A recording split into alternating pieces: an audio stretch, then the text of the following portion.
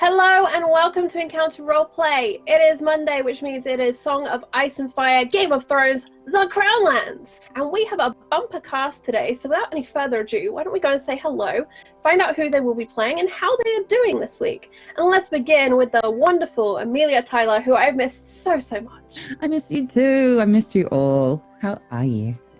Yeah, I'm going to be playing Tarla again. I've missed her as well. Tarla, if you haven't tuned in for her episodes before, she's not well built to be in a Game of Thrones campaign. She's a little too nice, maybe. So let's see how that goes. But yeah, I've been good. I've had a very relaxing day. It's bank holiday today in the UK. It is. I keep forgetting this. A day off. Yeah, I've never done a bank holiday like just flop about in bed before, so I did that. Applause for Millie taking a day off. Tarla, of course, currently with amnesia and going by the name Allegra Gaunt, neither of which is her name. But that's okay, I'm sure that'll be fine. Speaking of the Gaunts, if I dare, last time we saw Adeline, played by Shauna, there was a little bit of bloodshed. But how are you doing, Shauna? I'm doing pretty good. I'm happy to be here and play Game of Thrones. It's been interesting. I've watched a lot of anime, played a lot of games, so here. But yeah, oh boy, yeah. We left in definitely a place we are not happy with the Gaunts. Or Adeline's not. Like preemptive murder. Yeah. Strike them before they strike you. I like that term. Nuno, how are you feeling about this policy? How are you feeling about Adeline? So I'm feeling very good about this entire situation. Astor, on the other hand, probably not as much. It's gonna be interesting. I mean, everyone remembers what happened in the end of the last episode, don't we? Yeah. Something about bows and arrows and threats. What is this? I don't know what's gonna happen, Charlie. I don't know. What have you children been up to since I've been gone? You don't want to know. Sam, what have we been up to since Millie's been gone? And how are you? Well, I don't know about you, but I've been playing a lot of Mount & Blade 2 Bannerlord. Like a heck of a lot. I've been a little bit spaced out by it, to be honest. That's what I have spent my bank holiday and pretty much most of my weekend. Susie can attest. Just watch the streams. But yeah, I'm doing okay. Millie, we've been up to a lot. Stuff, things have happened, and yeah, have fun while you can. Oh, good. Oof, while you can, and while we can. Susie, it's the last episode today. Oh no! It's Allegra. It's Allegra's last episode for now. Maybe she'll come back in the future, but unfortunately I can't be with you beautiful people next week, as I will be on a plane jetting off to my beige beloved and joining my new people in the Great White North of Canada. So I'm going. I'm getting out of there. I'm peacing out. But I'm very, very excited for Allegra's last episode. We've been plotting, we've been scheming, and I'm very, very excited. Speaking of plots and schemes, Jonathan Fry is on the show today. Hello, friend. Hi. I'm happy to be here. I love this game. I love playing Game of Thrones. Thank you all for having me, and thanks everybody for hanging out today. I'm excited to play Giannis. Normal, doesn't scheme, very honest Giannis, so I'm just excited to play him.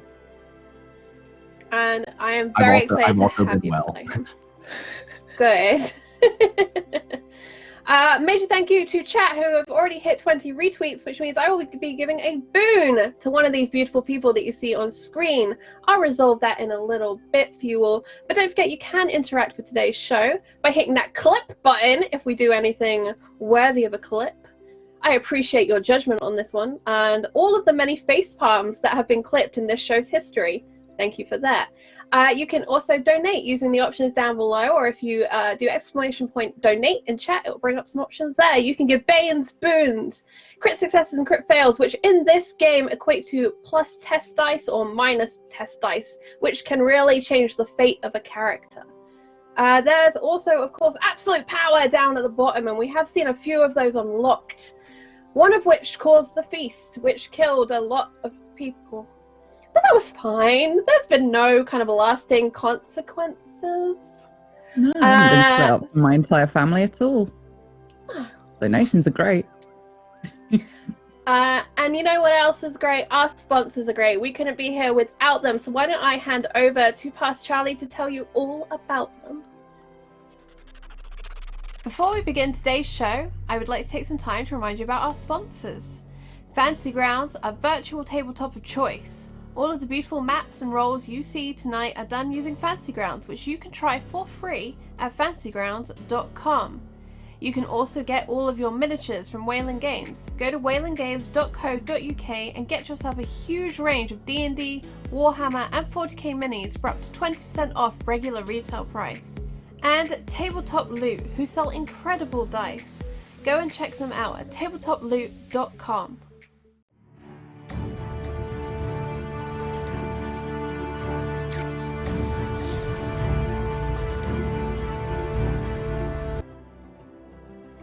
Thank you so much, Past Charlie.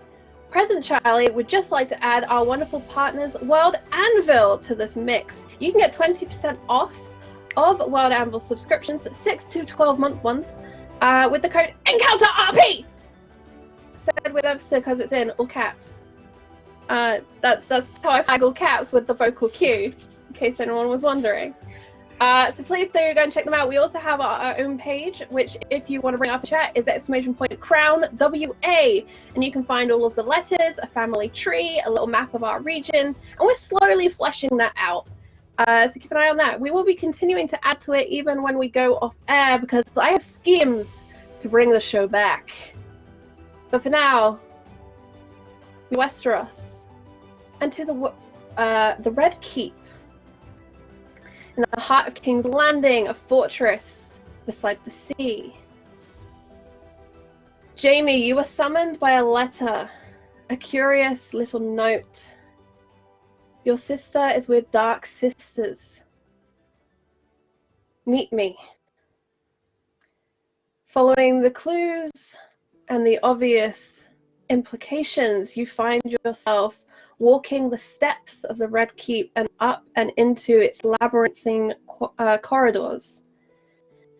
You know the way, although you've never been to this room before. And you stand outside of a dark oak door, outside of the office of Brynden Rivers, Bloodraven, your half-brother.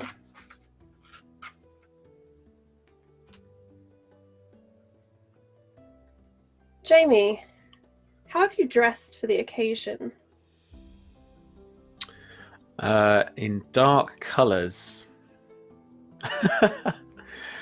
So this is more giving his bastardry heraldry of the black shield with the yellow design on the charge, rather than the typically yellow field of the house's shield. But there is some yellow detailing around the cuffs and around the seams. But he hasn't actually dressed too extravagantly, because he doesn't want to draw attention, I don't think.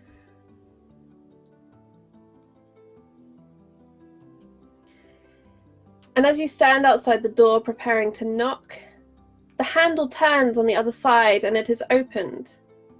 It pulls inwards, and you see a flash of silver hair. But it is a gloomy room. Heavy curtains are pulled across the windows. Only a very pale and narrow beam of the day's sun strikes in. You see familiar silhouettes of a desk, a raven in a cage, but little else in the room as the door continues to pull open and away from you. I mean, thank you so much to Kitlin Bratlan. I'll slowly step inside. Okay. You step in, and You see a hand elegantly stretch out and indicate a seat beside the desk.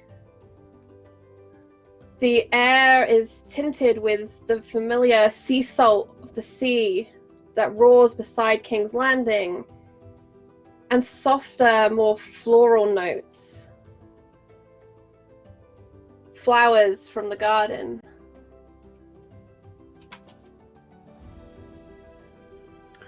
So I'll slow step more into the room, and then sit down as indicated,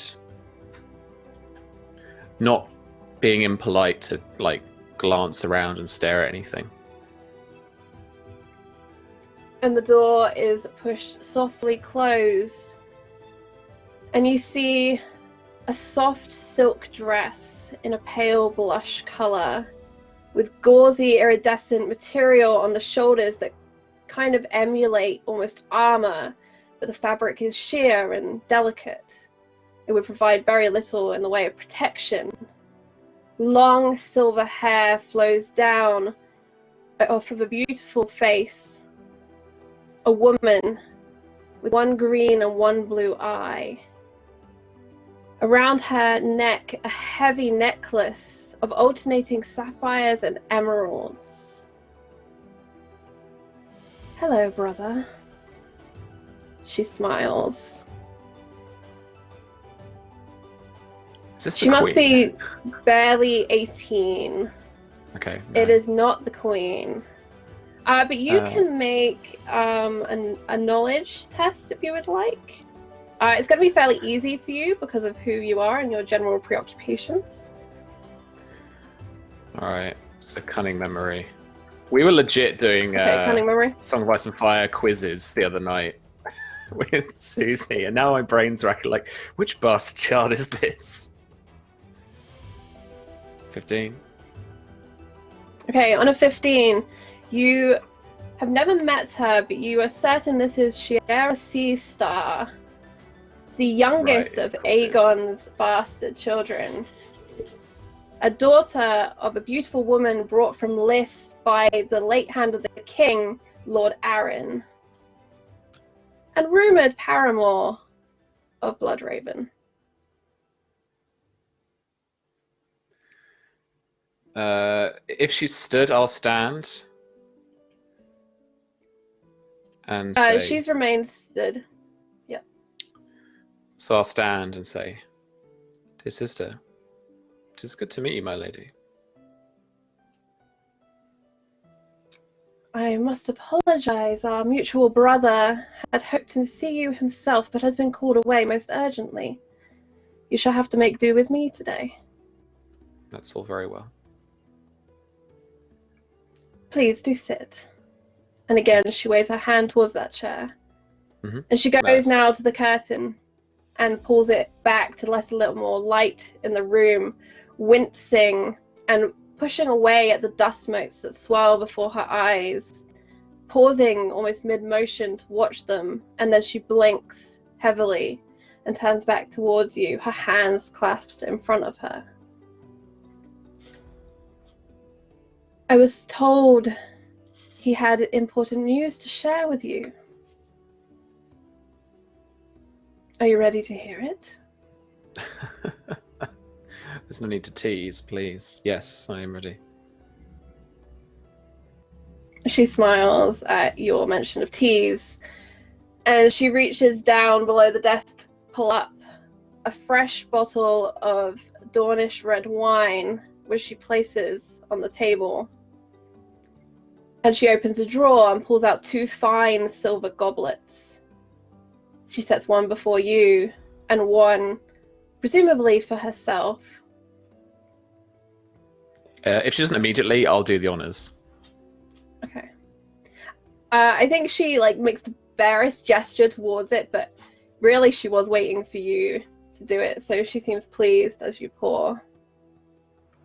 So that really wankery thing of uncorking the bottle, giving it a sniff, giving it time to breathe, and all that kind of stuff, and yeah, Doing the arm pour. yeah, doing all of that stuff that made Susie wince like that. Yeah. I like it. I like it very much. Okay. So, she smiles. I had heard you were rather fond of wine and rather knowledgeable. It is true, I'm afraid. And Although she I'm glad to smiles say watching that you drink.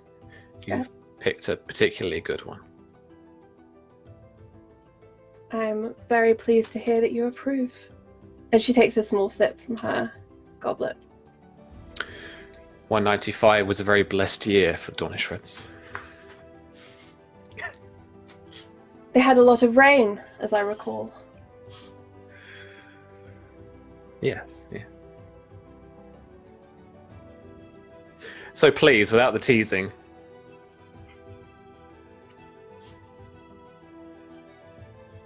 You think this is teasing?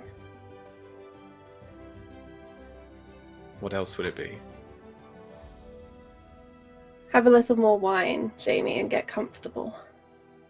And she kind of adjusts her gown in her seat. And you can see these delicate silver slippers that sparkle. And a brief flash of blue, and you suspect there are also sapphire jewels on her shoes. She looks again out the window across to the sea, and then back to you. And I would like you, my dearest Sam, because alcohol is a poison, to make one of your little sobriety rolls for me. What is that you want me to roll? Just endurance? Yes, it's an endurance. I think it's a 9 for you for this one.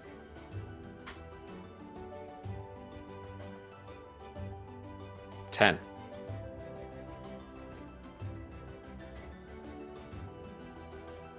You manage not to drink too heavily from the goblet. Do not quite feel the buzz. But there is something, as it moves across your palate, something strange. Jaime, I've always believed that good storytellers, they don't tell stories. They show them. Shall we? And she reaches out a hand and places it on yours on the goblet. And you feel you have but a second to react as those two mismatched eyes glance across and meet your own. All right. Am I feeling weird because of the wine? There's that strange feeling in your stomach, almost like when you go over a bump in a car or on a drop on a roller coaster. Not an extreme one, but it's just a slight flip. Am I going to be sick? No. Just Okay. it's like a buzzing excitement feeling in your stomach as our hand touches yours, and you have a very brief second to react in any way if you'd like to. No, he's going to try and remain composed. Okay, then I would like you to make a will roll, please. All right. What should I put into will? 3. Okay. Oh, that's all right. Oof. Okay, on a 13, you feel her hand tighten on yours. And she raises a very elegant eyebrow and says, "Just relax, Jaime. Let's go." Where to? To see your sister.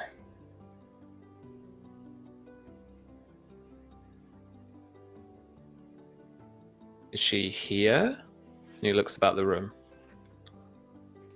And she rolls those very beautiful eyes of hers at you. You're smarter than that, Jaime. Was it not you that suspected magic was at play at Famine's Hold? I knew the Blood Raven was in league with such things. I did not suspect Shara Sea Star as a woods witch. You insult me, Jaime, and that's not going to get you very far. Would you like to see your sister or not? I would like to hear any news you have of her, yes, but I'm not sure what this is exactly. Fine. And she removes her hand from yours.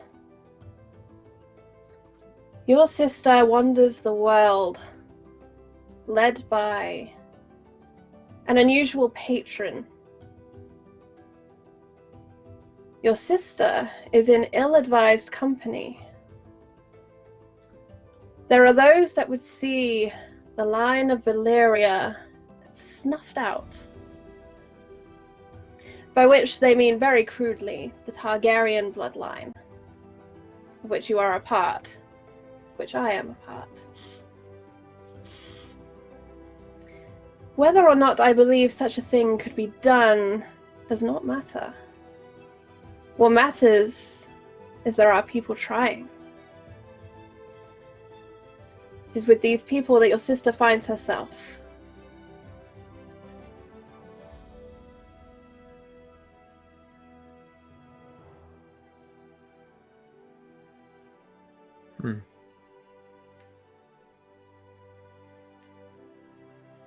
Interesting, yet suitably vague for such mummery as this. You may as well have told me that Viserian's dragons are poisoned, or something else as ridiculous and as vague and obvious.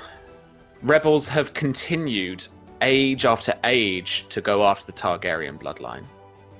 And our siblings are not innocent of that either.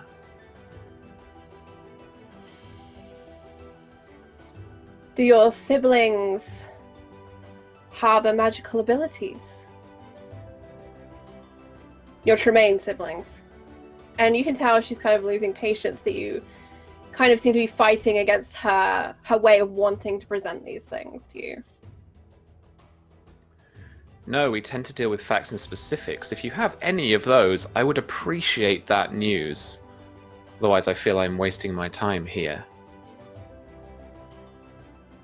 She drums her fingers on the arm of her chair. Your sister was abducted by a cult that wishes to exterminate the bloodline of the Targaryens. They have manufactured a poison, and it is this that they unleashed upon your hold.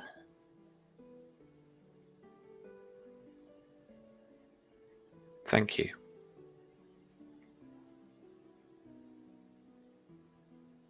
And we need you to stop them.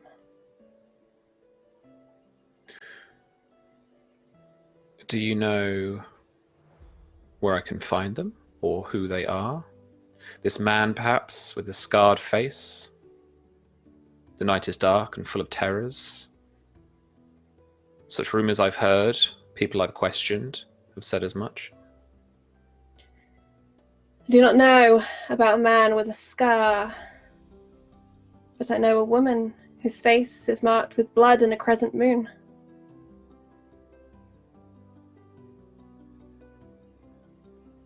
I have seen her, Jaime.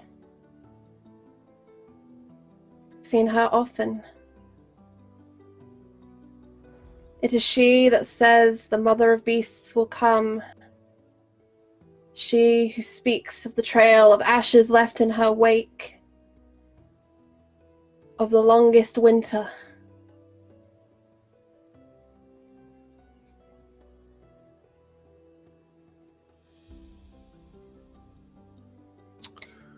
Now please, I will ask only once more.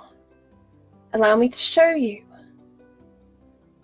If a picture is worth 1,000 words, then a memory is worth 1,000,000 or more.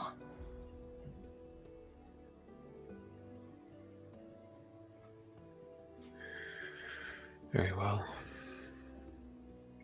And she holds out her hand for yours. And I'll take it. She smiles. Good. Just relax. and her fingers clench against yours, and you feel the tips of her nails driving into the back of your hand as she squeezes. That stomach flips comes again. Do you try and resist it? I feel like he he doesn't relax. I think this is probably involuntary though. You know when people are you're a theatre kid. You know when people are trying to relax and then just not. It's like the worst thing. Walk normally. How do I normally walk? Tension Right, everywhere. so Don't breathe. What I will do is she's going to make an active roll against your passive will. 12. Okay. 6. Yeah, she does it with like 26. Yeah, but that's fine. Crits, right? She squeezes. Yeah, it's like a lot of dice I just threw down in this box. So she squeezes, and you feel yourself tense and fight. But those eyes bore into yours, and you feel this pull. And it's like a train going really fast down a tube station. It's that similar like suck of air that comes as it blasts past, and then there's that vacuum left behind. It's that sensation, only that's pulling you. And you find yourself in the woods. It's a sunlit day. And you see Tarla climbing off the back of a cart, following a barking dog. Tarla, your new friend has decided to take advantage of the pause in your journey to House Gaunt. He leapt down from the small cart and has charged, barking, into the woodland. I'll look around to make sure. Is anybody watching? The only person watching is the driver, who kind of gives you a nod and says you have some time if you would like to stretch your legs. All right, I'll just and race off after the dog, trying not to giggle until I'm out of earshot. And you run wild and free into the woodland, beneath these twisting boughs of strange trees, still not the trees of home. The dog barks and snaps you from that thought, pulling you further. And then just ahead, you see reddish-brown hair. The dog's chasing someone. And that flash of familiarity. She's here. Your dear friend is here somehow. And the hound lets out a baying sound as he grows ever closer to his quarry. No, wait. Heel. Stop. Make an animal handling. We'll call this a charm. Okay.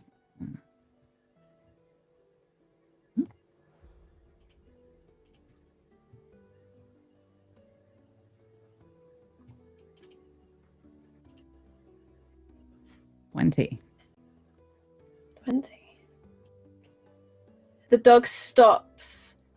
Its ears are as high as they can kind of flop up, and it pants back towards you, and then in the direction you can still hear her running through the trees, picking up the leaf litter. He's a good boy. I'll scratch on the top of its head and go, you mustn't scare her. Okay? Go quietly. Shh. And a lowly whimper. I'll try and follow her quietly. Okay, so it's going to be a stealth roll, Millie. Yeah, this is going to go well. If you have any bonus dice of stealth, let me know what you have. No. Or if you have trap under survival, I'll allow you to do stealth track. No. Ooh. 11. Okay, 11. You push through soft of foot, and the dog paces down beside you. and you follow along until you hear the sound of water rushing over pebbles, a small stream that breaks the path. And on the other side, sitting atop a tree stump, your friend has paused to catch her breath. Hello.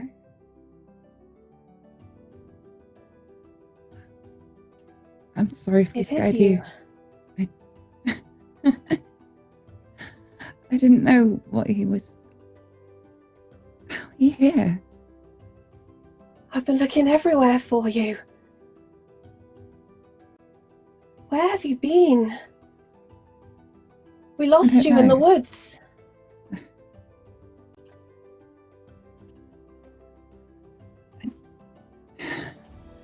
Am I awake? Pinch yourself, of course you are. Why would you be asleep? It's the middle of the day. And you, Jaime, as you watch the scene, you see Tarla talking towards what could be a mirror image. Although the second woman is less well kept than your sister. And for your sister's part, you can see small grazes, small amounts of dirt where she has been traveling and in the open.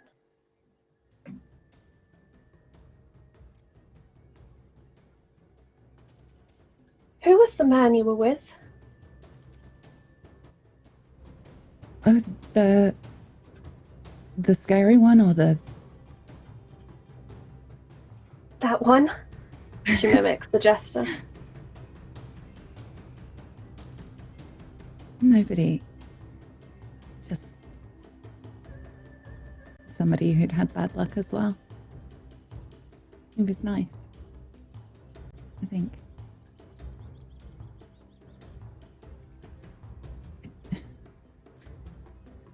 I'm glad I where found did you, though. go? Me too. The men were looking for you. We had to get you away. Then there was so much blood. And everyone was running everywhere and you disappeared. I'm sorry. I don't remember. I don't remember.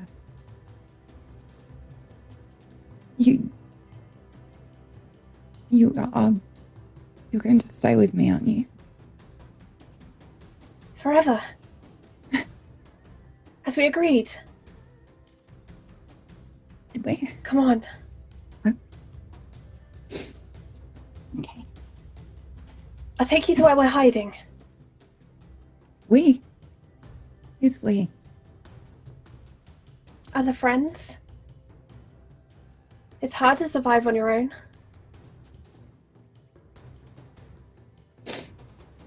Okay.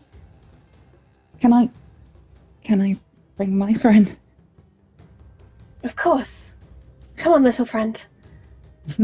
She pats her lap for the dog to cross the stream. Jaime tries to call out for Tarla. Okay, make a will roll for me, Sam. Oh. Okay, I wasn't You can expecting add anything. courage if you have courage bonus dice. Do I have courage bonus dice, Charlie Smith? 5. That's what you get for being sassy with me, Samuel Webb. FG knows, man, it knows. So you go to call out, but it's like when you go to scream in a nightmare. The voice is just not there, no matter how hard you push. Been there. And it's an uncomfortable feeling. And you feel as if eyelids close over your vision for a second, but they blink open. And Tarla, you've walked for miles and the day is growing longer and longer, but the sun is turning golden and drifting lower in the sky.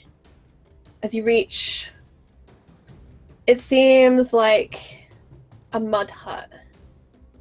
It's crude and slapped together of hay and dirt. A thatched roof. a squat kind of building. Your friend knocks on the door in a playful pattern, similar to a code that you'd used once with her. Come on, we're here. Why? Do they know that I'm coming? Of course with they you? know. Of course. Good. They know everything, Tarla. And your dog runs kind of around the hut, doing a paced lap of it. And the door opens. The air is thick with a smell of burning sage and thyme, of dried herbs. And it wafts out as the door is opened. And there's an intense warmth inside this hut. Come on. And your friend steps inside and almost instantly disappears into the cloak of shadow inside the room.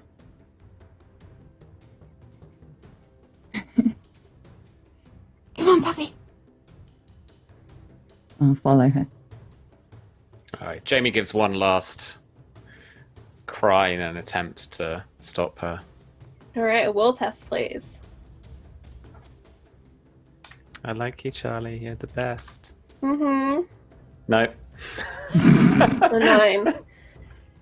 Tarla, for the briefest of moments, you hear something behind you. A bird, maybe?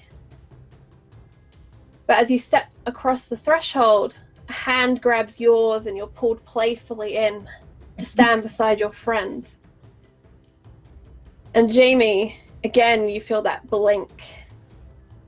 But then you're within what you assume must be the hut. It's this small, dark space, and looking around, you feel almost as if you must be sat in the fire, the hearth at the heart of this small building, around which there's kind of a low bunk set up. And on this bunk, opposite the door and your sister, sits a woman. She's dressed in fine fabrics. Even in the low lighting, you can see the sheen of the silk or the satin. You see that she has this pale lilac hair, which is ornately fastened across her head, and dangling from it silver charms. And the top of her head appears as if painted red, smudgy, uneven. And the center of her forehead, a reversed crescent moon. Hello. She smiles at you, Jaime. At least you think it's you. But Tarla, to you, it's to you that she smiles and greets. Can I look around in this this weird vision thing? Yeah, it's kind of got like a fisheye effect to it, so the edges warp slightly and distort the dimensions of the shape. But it's an almost perfectly circular room with this low bunk or bench around the edge. In the center, this large fire, which seems to be crackling and burning herbs. The door opposite this woman on the bench is kind of a simple, crude construction through which your sister has just stepped along with the other woman, her doppelganger. I look at this new woman, and then my hand goes to the necklace around my neck, and I look from her to that. It is you. She stands excited and comes around the fire in a rush. She takes your hands in hers and then looks at the necklace. I have waited so long to meet you. I am so glad you are here. I'm sorry, I don't understand. I borrowed this from a friend. I think you think I'm somebody else. Who do you think you are, my lady? What a question. I thought... And I'll look to my friend, but I thought you said they knew. She does. She does this all the time. It's part of her ways. It's a game? Or... Yes. She latches onto that idea. Yes, this is very much a game. That's a great way of describing it.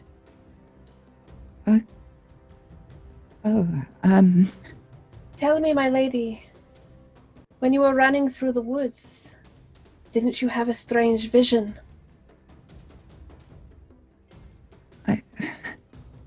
A creature of darkness. How do you... I didn't tell anybody what... Tell me, my lady, when death came to your hall, didn't you find yourself away from there? Didn't you know that you had to leave? I don't remember. Who are you? My name is Serene. I will put that in chat for the spelling.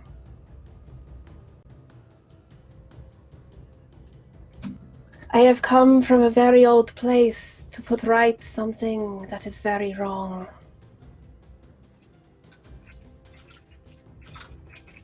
And why do you need me? You know things without people telling you. Why do you need me? I don't... Because you are the one who will do it. The leader in the dark. A leader? Yes. Oh, you definitely think I'm the wrong... No. I don't think you need me. This is a mistake. Are you sure? And her eyes are boring into you, and they're these strange, pale, grey eyes.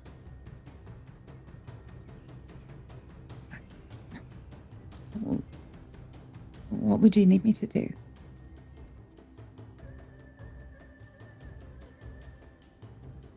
I need a little of your blood, my lady.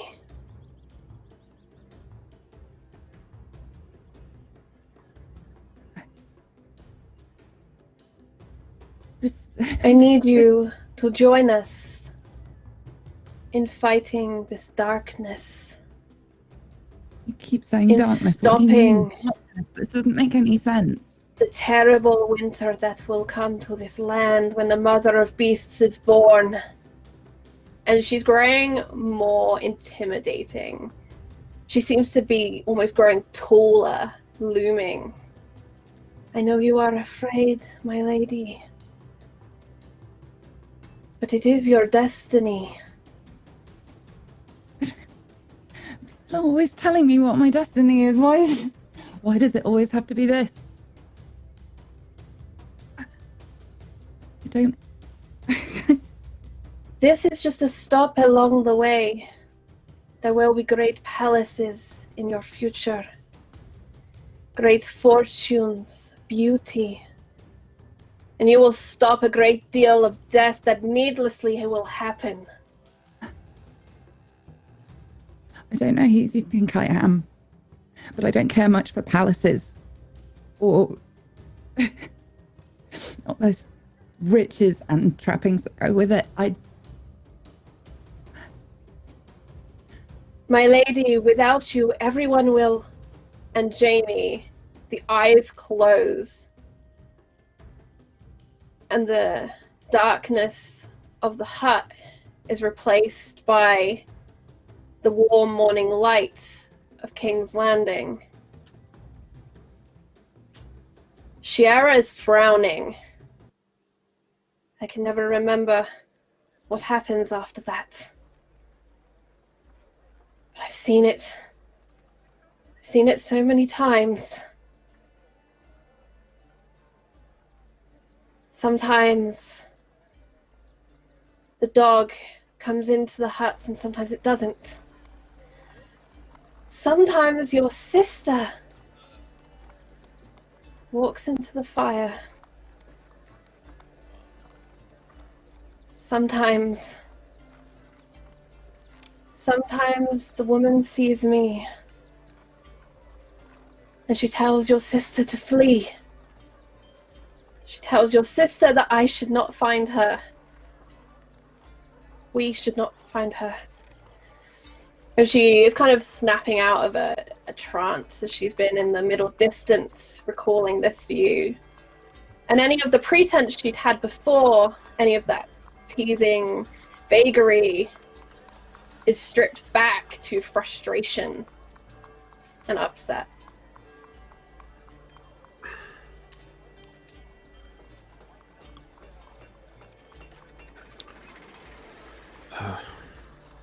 Thank you, my lady. Jaime gets up. As he does, he kind of pushes the chair a little too far and just kind of jumps himself and holds himself steady on the table. Jaime. Just take my leave. Velare druta, Jaime. All men must do something. Find your sister. This is as far as my visions will allow. This is as far as his visions can allow. She needs to be found. And that woman needs to be stopped.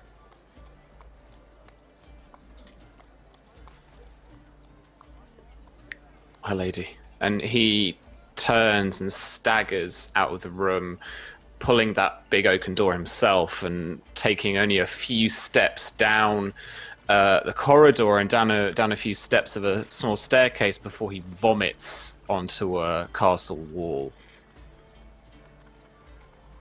And then heads for Allegra's quarters. Okay. It's easy to find Allegra's quarters, but you are not the first. Allegra, earlier this morning, Sir Lucan arrived, and he made a most pitiful and humble apology.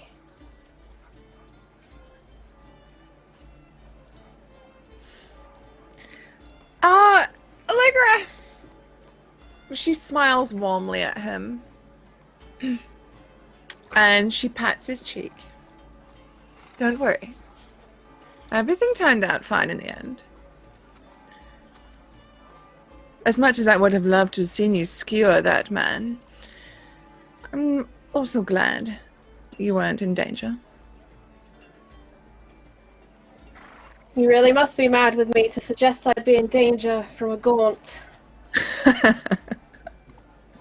Well, I don't know. Perhaps you've gotten lazy at King's Landing. There's not much to fight here. I understand I've cost you 200 dragons. That's all right. You can pay me back later. Actually, what you could do for me is you could put in a good word with your father and our Aunt Rhiannon. I wish to speak with them regarding business. I have already sent letters, but if there's a secondary letter, then that can only help things. I'm not sure how much sway I'll have, but I'll gladly write. Be careful, Allegra. Oh, may I ask who it was that commanded you? You could ask, but I'm not sure it would be wise for me to answer. You can make a persuasion roll if you would like to push it, Susie. Okay, alright. Where is my card sheet? There it is. Very useful when playing a game.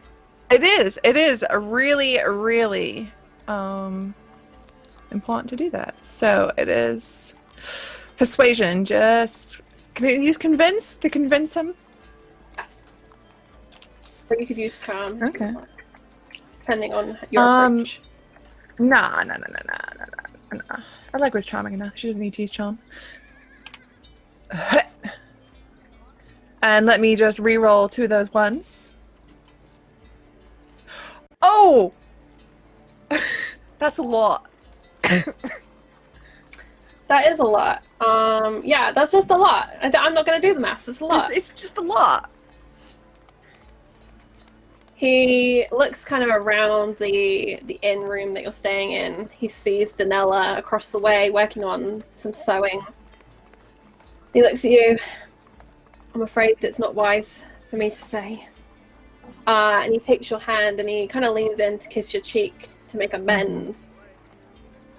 And he whispers the name of the queen. Mariah Martell. Only not in a Dornish accent. It's just best said in a Dornish accent, okay? In every fucking game, it's the Martells. I swear to fucking God. Sorry. And as he pulls back, there's a slight blush to his cheeks. And he kind of stands straight and gives a nod. And takes his lead helmet underarm. I think Allegra returns to her seat with a cup of wine and ponders upon this for a moment.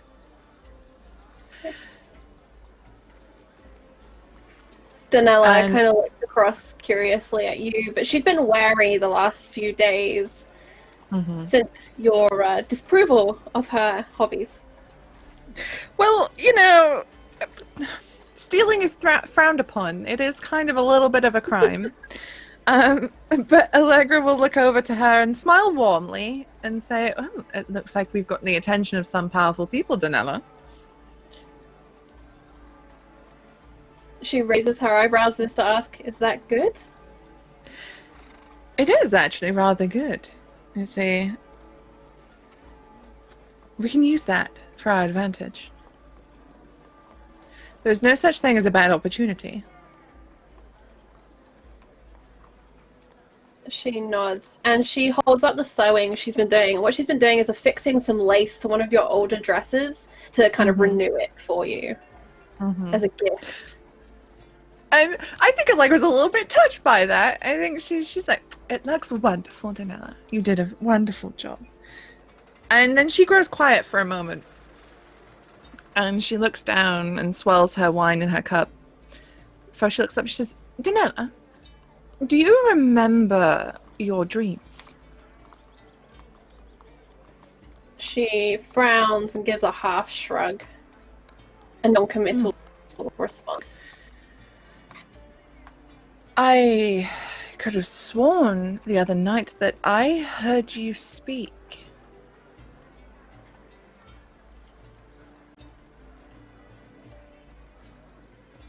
She frowns and shakes her head. And then looks at you questioningly, wanting to know why you're asking. Why you say that? Yeah, she moves across to her and like puts her hand on her knee, just in a sort of like, this isn't a confrontation. I'm just trying to be nice. And she says, "You're not in trouble, dear. You're not. It's just you spoke in your sleep. You said, 'How many?'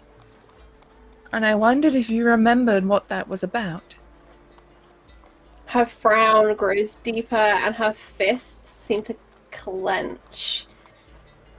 And she looks at you and takes a breath and lets it out, and then her fist comes down on the table, frustration. And she looks around the room, and then she pulls herself away from you and goes to get a piece of paper and a quill and some ink. And she writes down with a firm hold, so firm you think the nib of the quill is probably going to snap under the pressure, and she writes, "I do not speak. You cannot trick me." And she slams that paper into your lap. Allegra reads it and she's "I'm not trying to trick you, Donella. I'm not. Look at me." And she does that stubborn child thing of, "No, I'm gonna look anywhere but where you want me to look." I'm mad at you. I think Allegra takes her chin and holds her face so she can look at her. "Look, we may have our differences. We may have had our disagreements. But I have never, and I will never, lie to you about something like this, Donella. Look, while ever we're here, it's just you and me. We are the only people we can trust." She gives a small nod, kind of into that grip that you have on her chin. Mm-hmm. If you say you didn't speak, then you didn't speak. And I believe you and I trust you. And she lets her go. And it's at this moment the knock on the door comes and Jaime arrives.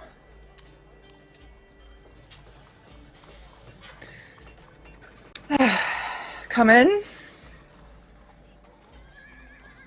So Jamie opens the door and he's got this kind of slightly sickly look about him, as he looks a bit out of breath and a little bit kind of 1,000-yard starey. Oh, it's you. Yet another man that disappointed me. Those letters. What letters? Those letters we found. Yes? What did they say again about the dragon woman? Or something. I don't know. Do you still have them? Yes? Give them to me. They're over there. Help yourself. And I do. So Sam, you will have all of the notes, barring the longer letter, which Adeline still has. So you have the note with the sign, the note of, I think it's like, please me. Those notes, if you have a look on the wild anvil. Yeah. I'll need that link again. Hang on. Exclamation mark crown. WA. WA. That's the one. Boom. Nailed it. And if you're watching on YouTube, have a look down below. I've put it in the description box for you. I think while Jamie's reading the letter, Allegra is all just like, oh, so you just waltz in now acknowledging me as your sister, blah, blah, blah. And she's like proper giving him just some chatter in his ear, just laying into him. There are many secrets I told you, but there is no time. Hear me now. So the warning, corrupt line of old Valyrian must be ended before That's the the mother one letter beats. you don't have in this bundle. Ah! That's the one that Adeline has, Right. unfortunately. Okay. Interestingly, Hey. that was the one he was looking for. Yeah. So maybe he's frustrated when he doesn't find that one, because he knows it exists. Yeah. Bundle. But Della to Adeline he has. No. Yes. That's literally It the should one I be just notes. read. Yeah, that's the one you just read. It should be. I think they're called notes to Adeline, maybe. But you would Notes recall from this. Della. This is only like 2 or 3 days ago that you would have read it. So you don't have it concrete and in your hand to double check it, but it's fair that you would recall nearly everything that was in that letter. In notes, yeah. I was. That's what literally was running through my head. So, Mhm. barring what I just read, that it's like there's something about a dragon woman and something that Della was writing. And then in letter 3 of Notes from Della, there's an illustration of 3 dragons and a symbol. Is that a half crescent moon? Looking at it now with new eyes, you can see a crescent moon does form part of this symbol, a reversed crescent moon. All right. He grabs the letters, basically ignoring Allegra. And then just leaves. Oh! Oh! Yeah.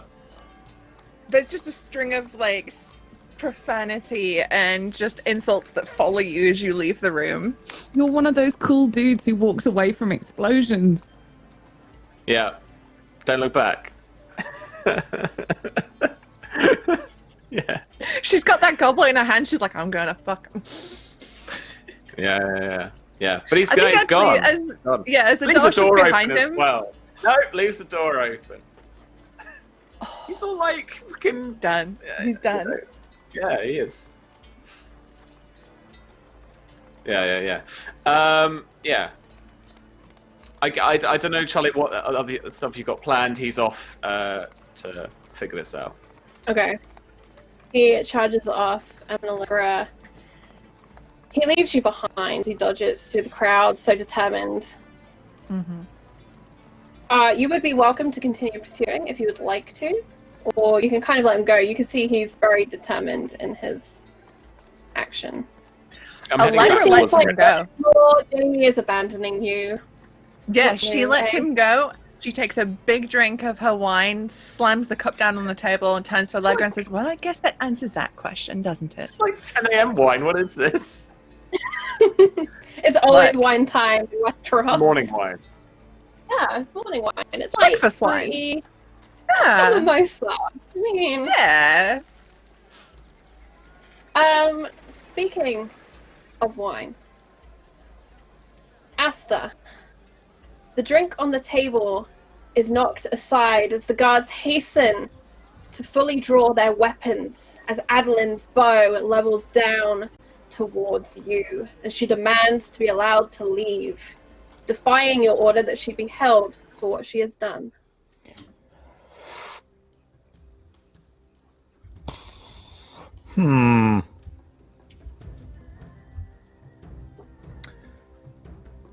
What I would like to do while you decide what you're going to do in response is have you both roll initiative, which is an agility roll. Okay. I think it's agility quickness. Okay. Cool.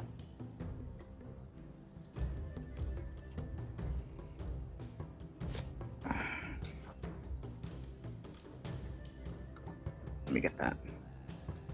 O-P. I. Bad.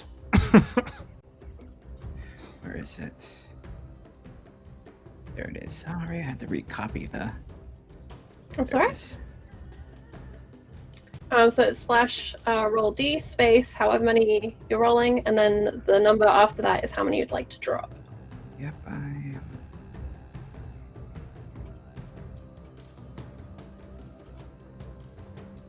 $14. Well, How many did you roll, Nino? 8. Okay. So you can react if you'd like to.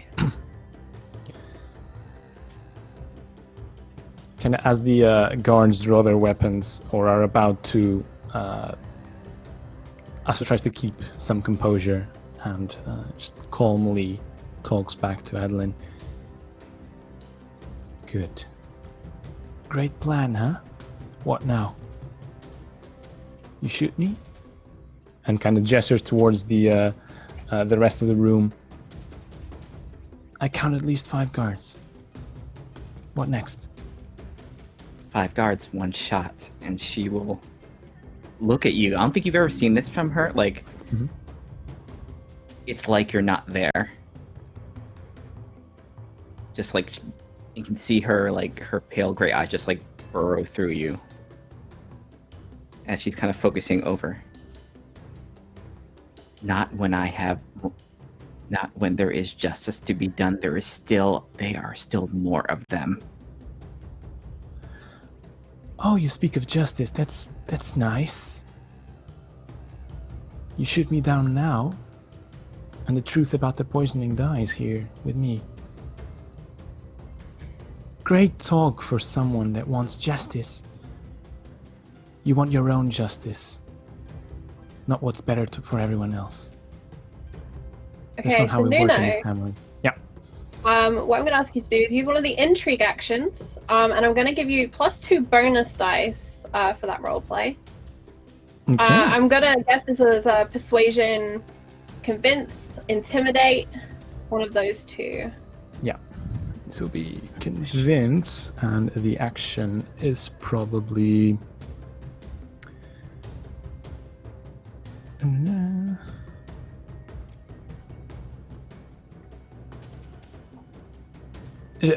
just trying to buy time, so I guess it would be either influence or fast talk at this point. But yeah, influence maybe probably for the best. I think influence. Yeah.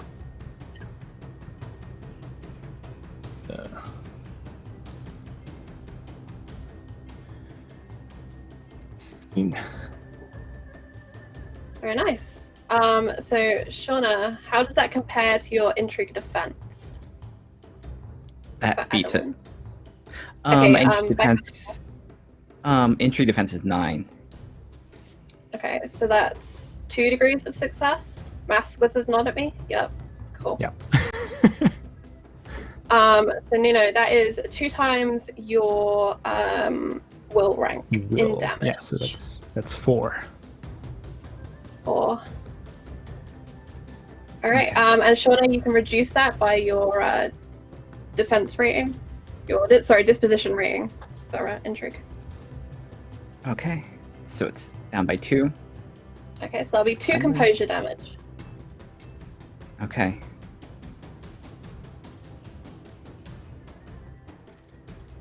All right.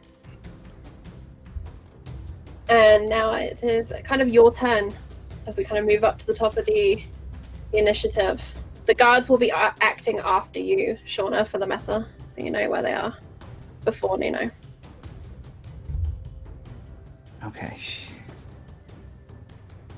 She is going to just pull back, she's going to make that noise that a fully kind of strained bow makes, and then just look at the guards like, not another step.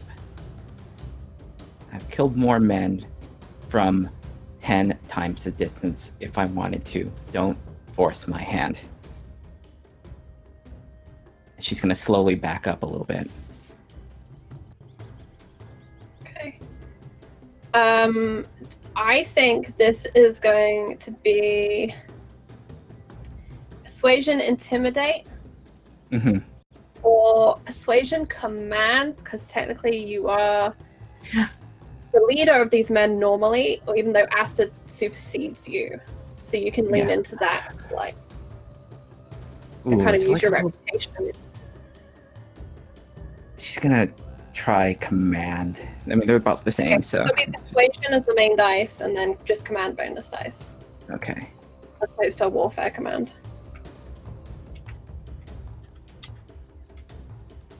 Nine. Okay, the passive.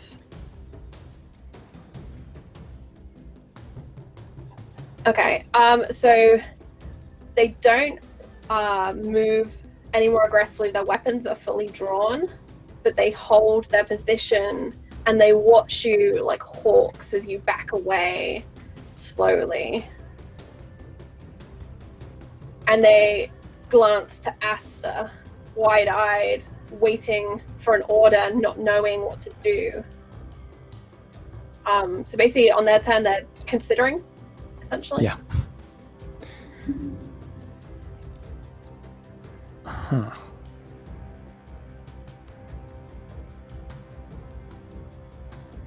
You forget yourself. You might be commanding these guards, but they are loyal to the house, not to you. And as I said, you shoot me down, you also die. What's the point? What justice will that achieve? The truth dies with me, justice dies with you.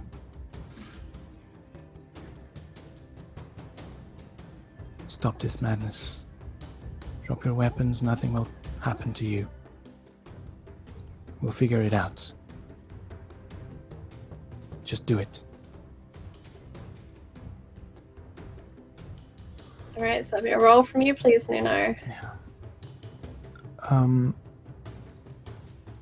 going to give you a +1 bonus dice for that whole truth justice thing. I think that was really cool. I like that a lot. Okay, so bonus. With this, I'm more less than convincing. I think it's more like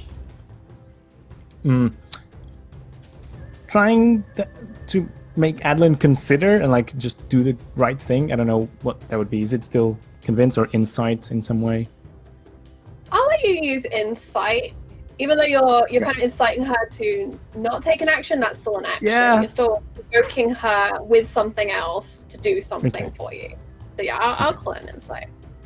And it's one a bit of a bonus, yeah. swift Yeah. Cool. All right, that's 21. Nope, Mm. that's -3, so 19. 18. Sorry.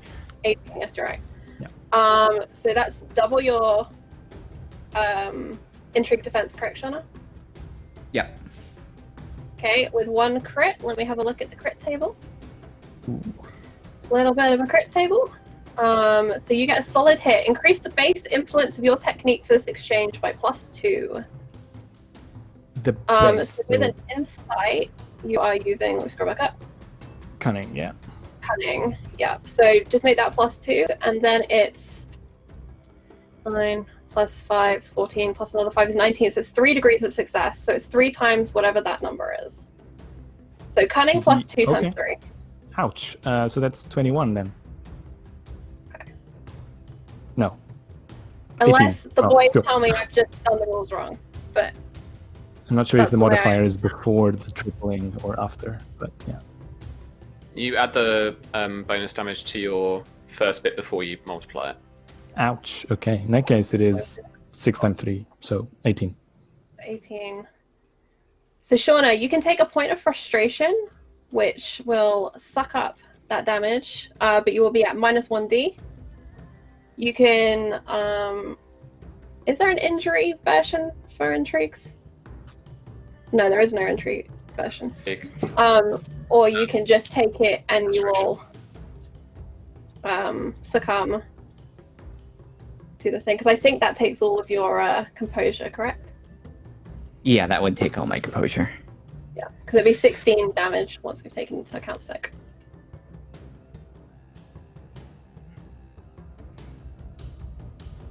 She will, you know what? Ooh. Her trait is furious, so I think she's gonna take that frustration. Okay. There were big cheers from half the table. The guards straighten a little bit more confident, hearing Astor's words, a better understanding of what they're about to be expected to do. But it is your turn, Shauna, as Adeline is presented with this argument. Like that steely gaze just kind of like drops and just see her. It's more like just anger at this moment. It's just like, and what justice is she going to get? They have the ears of the king. No one saw it other than them. They will never pay for this.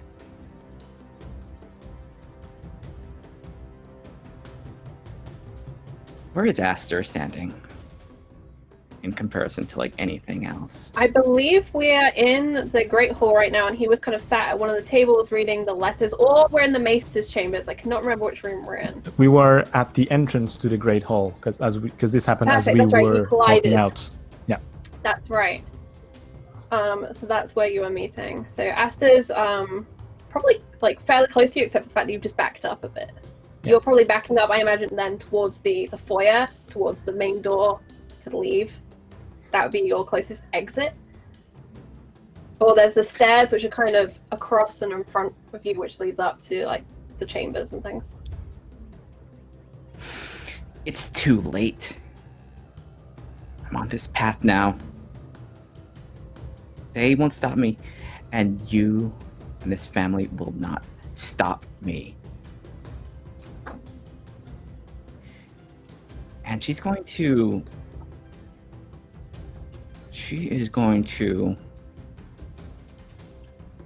Shoot, God. Shoot, God. What?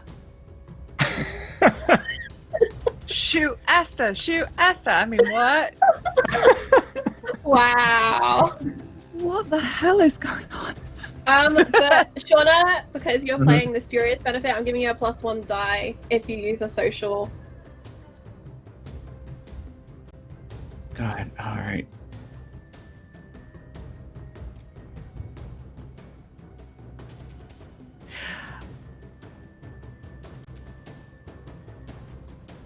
I am going, you know what? I'm going to shoot as close to Astor as I can get to him, and then run in that distraction.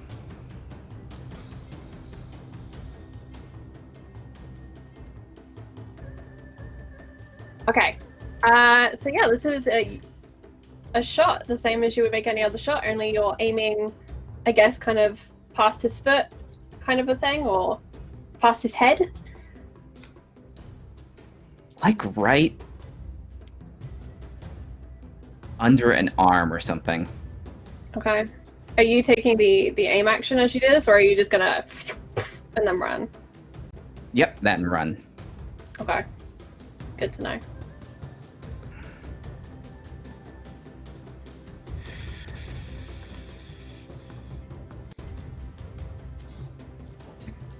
Tiny bit to play Decibus. Alright.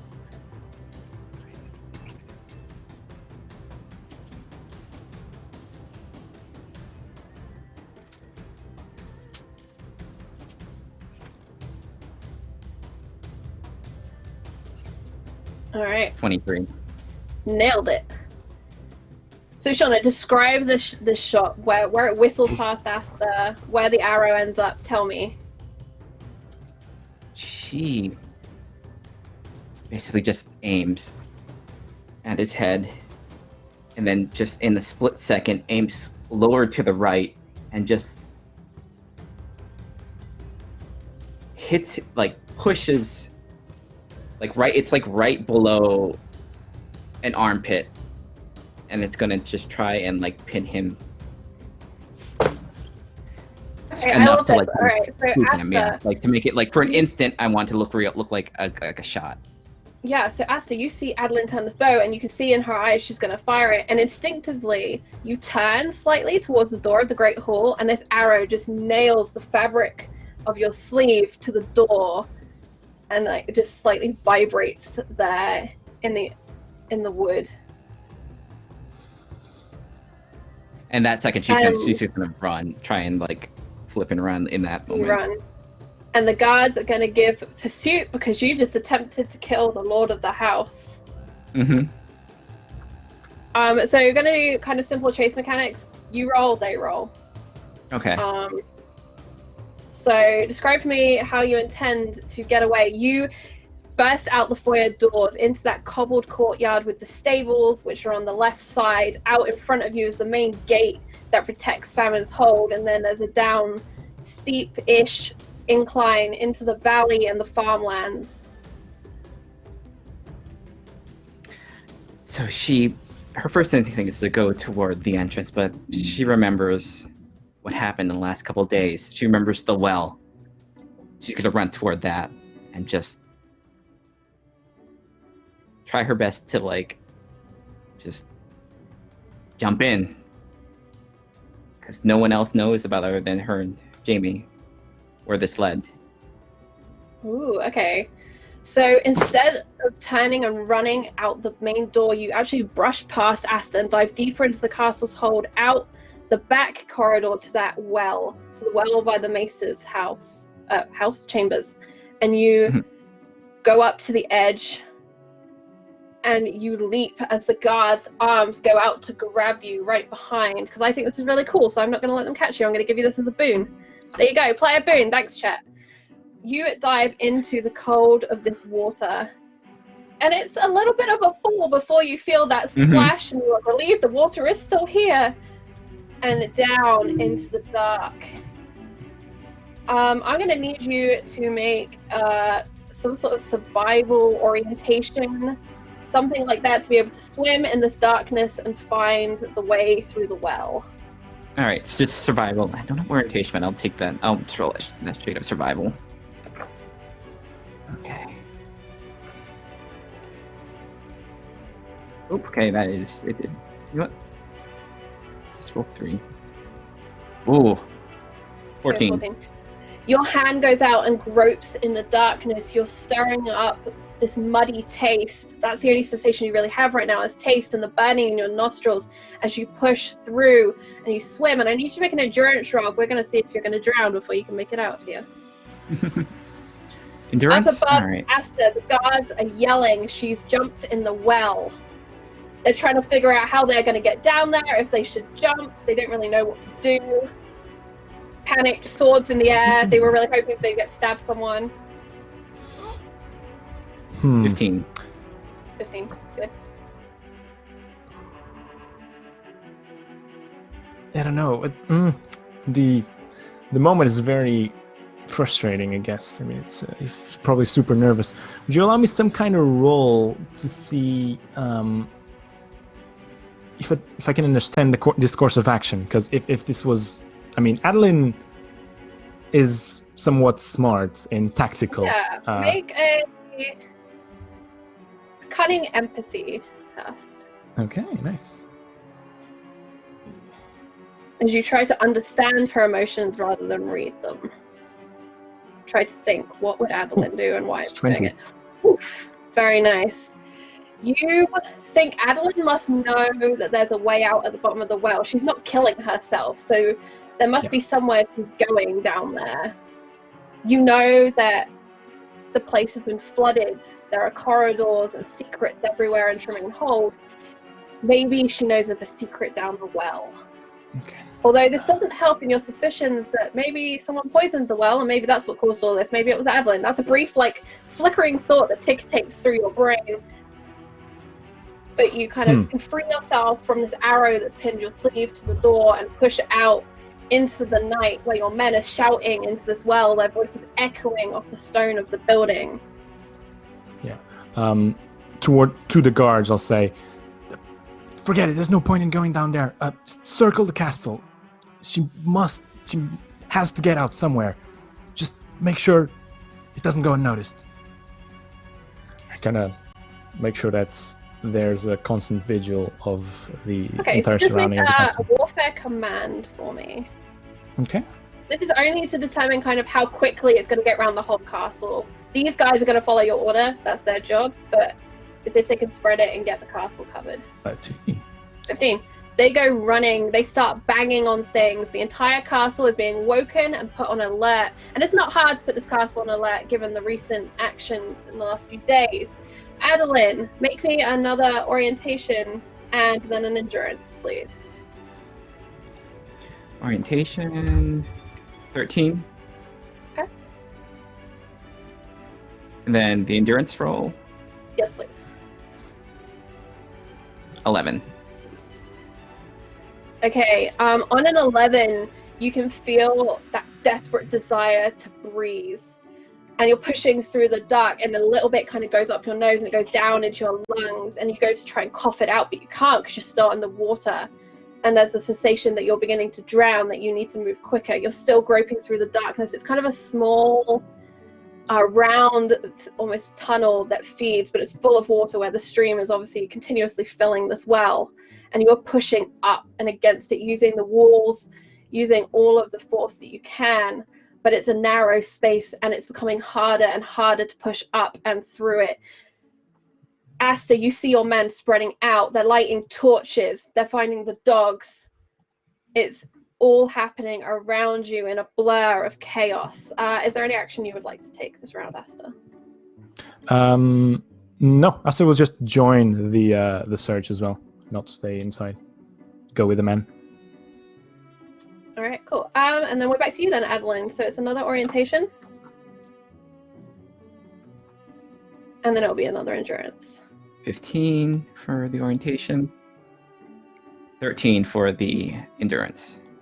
All right, very nice. You find your way to the end of this inlet and you push out, and it's a bigger space. You can feel it's a bigger space. Briefly, you've lost track of which way's up, which way's down, but your hands grope out and you push and you find an up. But you still have to swim up away to get to the surface. But you manage not to breathe in any more water. You can hear dully through the water, through the walls, the sound of barking, the echoing, distant sounds of shouts, the world beyond this water. Astor, no one has surfaced in the well. There had been someone watching just in case it was a trick, just in case it was to send them away, but there's no surface and there's no bubbles that rise either beyond that initial stir that had happened when the surface had been breached. What do you do now? The men are out there looking, but there's no sign. When the heavy search for Tarla was happening inside castle walls at first, Astor took a while to map the tunnels that he knew of and potential exits from the castle. So as he's out in the field with the men, he's going to try and remember the logical places that could be the exit for this potential entrance that he didn't know about. Cunning memory then, please. Yep.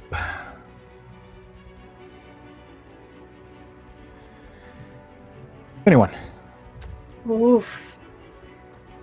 You take a moment, you think, and you know there is a corridor that goes from the maester's chambers. You know, too, there is a corridor opposite these chambers. You remember that corridor, how the floor had been wet. And slowly in your mind, you try and guess where this well may connect to. And you push into the maester's chambers, and in through that secret passage and that side wall, the tunnel up which the corpse owl had traveled. But instead of running all the way down it into the woods, you find that notch, that tiny small inlet that you'd noticed when you'd been searching. You push through the roots that tangle and cover it, and you push inland again and across, and you are racing. This is a really muddy, unfinished tunnel. You're not sure who dug it out or why. You're pushing through and it comes down that you end up on your hands and knees for a while. Do you stop or do you wish to turn back? Do I have any idea on where it connects from the outside that I could go around instead of going through the tunnel? You're not sure. Basically what you're thinking is this needs to lead to where the one of the, I was going to say sunken basements. Sure, sunken basements is that you found. And you're trying to find that point, but getting into that sunken basement is next to impossible. And this was the quickest route you could figure out to get to that point. Mm-hmm. So you could go out and around, but it's a much more difficult route. And it would take you much longer. In that case, I'll press on. Okay, so you press on. Adeline, same deal. All right, I'm still and not we've quite hit out of 30 retweets, which means the DM gets a boon, which means things get a little bit harder for everyone up on deck. Yikes. Oh Good timing, fam. Oh, Thanks no. for that. Oh, well, first things first, I have to Okay, get so out of this Adeline, you are well. looking for a 15 on your orientation and a 15 on your endurance this time, as everything gets harder. Okay, oh boy. Orientation, 17. Nice. Ooh. 10 for Alright. endurance. What is your endurance, Adeline? 3. 3? Alright. Your endurance is going to stay at 3, but if you fail this a further 2 times, you will drown. That's how we're going to do 2 times? this. Okay. Yep. 3 fails and you're dead. Okay. So, you're on 1 fail so far. Okay. And you're struggling now. You're pushing through, you're pushing up, kicking and searching in the dark. Your clothing, that armor is now just a weight and a burden upon you.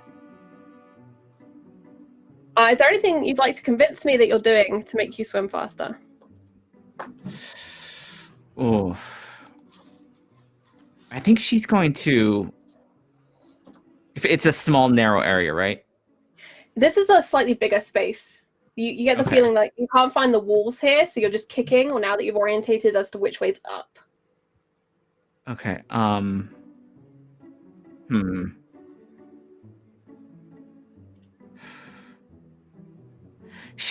think she's just gonna start just kicking and like try like with her arms go as hard as she can. Like she's willing to. I mean, if she's gonna exhaust herself, she's gonna exhaust herself doing this. All right. Like it's good stuff. All right. Nuno, you push on down to this corridor and you reach the sunken basement. It's a room that is pretty much nearly entirely underwater, and you kind of come out on a ledge that overlooks onto it. And looking down, it's murky and it's dark. You have nothing to light your way, so you were just peering at this water. squinting your eyes as hard as you can. Is there any action you would like to take? You are in pretty much pitch darkness. I'm allowing you a tiny bit of vision for cinematic effect. Because it's more dramatic if you can see tiny things. Yeah. Is there... Yeah, he'll probably go down from this ledge and try and find some kind of entrance or exit in this case. That would be like an obvious place of surface if someone were to surface. Okay, so you're looking down. It's basically, if you imagine like a swimming pool that you're looking down into. It's a short, square flooded. swimming pool.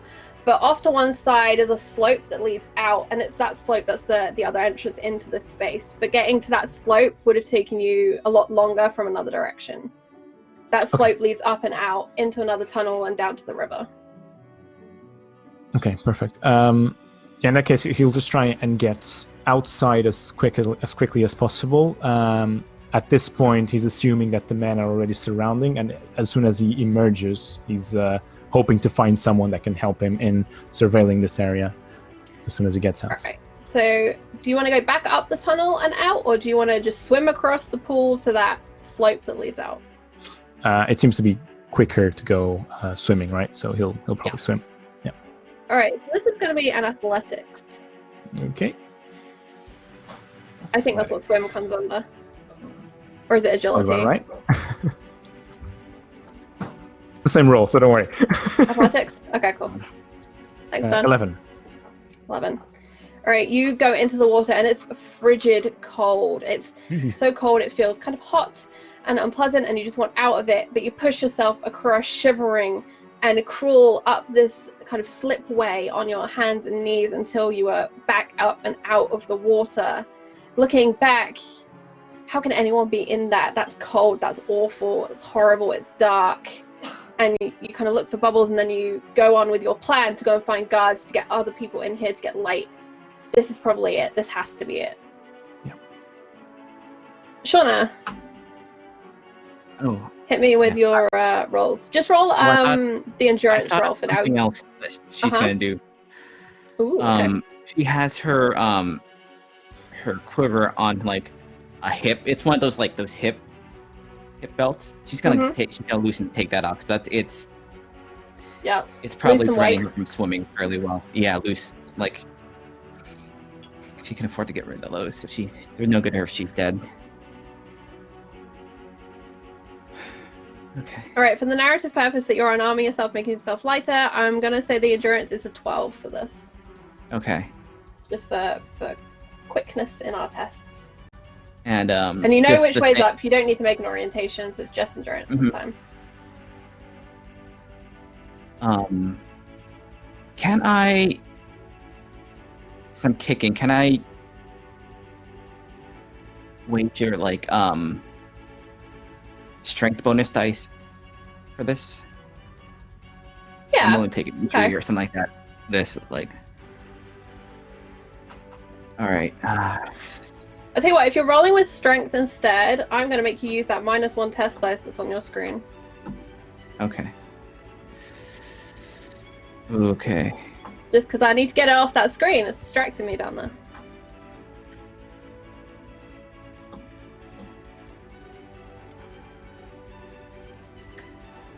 God. Ugh. Ugh, no. 7. Okay. You drop off that belt and you struggle with your arms and kick with your legs, and you feel yourself snag on something. Something in the water snags, and you're pulling against it, and you're kicking out, trying to free yourself from whatever it is, and you just can't. And you've failed essentially a second endurance test. Down in the water. Nuno, you fetch the guards with Astor, and you come back. I'd like you to make an awareness and notice test, as you can now search by torchlight with the men. Yikes, it's an 8.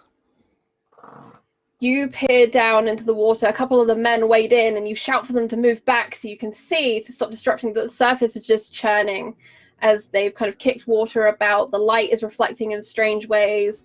everyone is shouting and barking around you, so you can't hear anything really, and it's just pure chaos. And Adeline, I need you to make another check, please. Okay. I have a bad feeling that...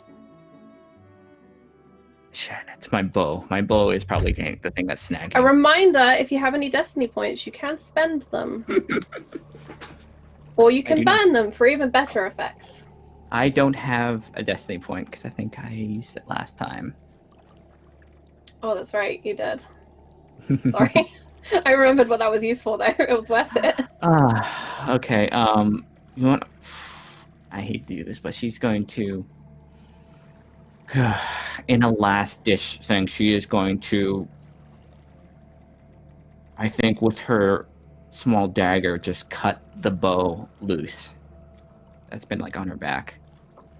Okay. Because it's probably been like hanging like at least a little bit over her head, and that's probably what's been knocking it. I'm not gonna be willing to let that go. Alright, so this is essentially going to destroy that bow, is how I'm going to kind of rule this, but I will give you +2 bonus dice on your roll, as you destroy something beloved to you to free yourself. Okay, yep. Alright. Make that roll. Good, come on. Please.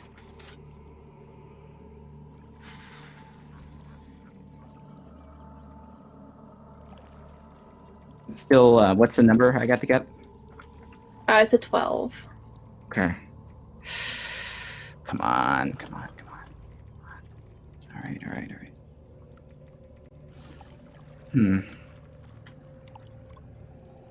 Oh, jeez. Okay.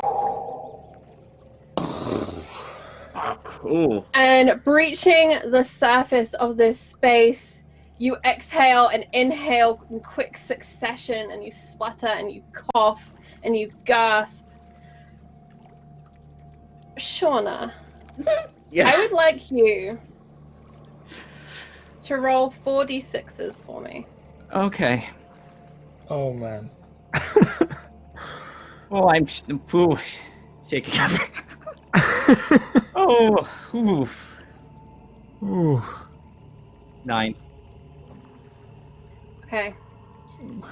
Astor, you hear this explosion of sound as someone breaches the surface, not in this room, but in a neighboring room. You run down the corridor past your men and out to find the entrance of this chamber. Adeline, you've emerged into a very dark and very narrow tube space. It's wider than the initial well by probably twice the distance, but it's not the room you thought you'd end up in. But you can hear someone is coming. With that 9, you just passed what I'm calling my luck test, because it's fun. Tell me, what action do you take? This is kind of your last chance to get away. She is just complete disheveled. Her hair is not in that tight like crown bun that she has, so her hair is like in front of her face. It's like long. She has like super long hair. She's probably covered in mud, and she just kind of like vomit up a bunch of that water trying to get out, and she's gonna just like try and just stumble her way out of this thing with what she has left. Like she's holding, kind of like leaning against the wall as she does it as well. Okay, so I'm just gonna ask you to roll a stealth roll for me. Okay. And Astor, if you can roll an awareness and notice test, and we'll just use these as opposed to resolve the situation.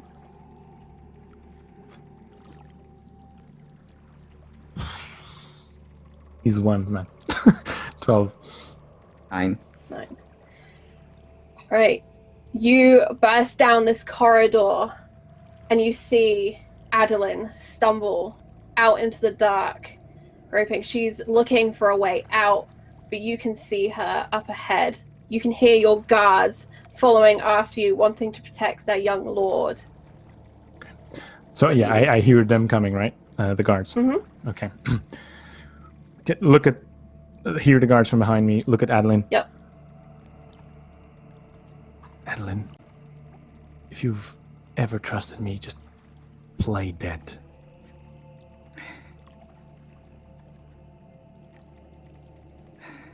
Now. as the pacing of the guards intensifies, I guess. She, I think, like that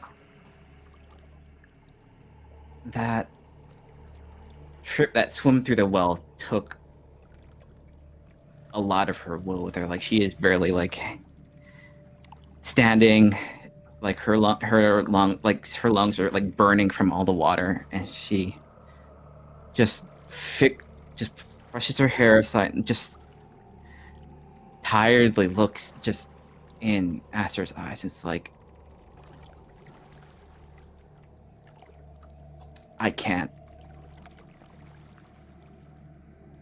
die like she did. Don't give them that. You won't, but they can't think you did. It's the only way to save you, really. You have 2 seconds to decide. Play dead or die.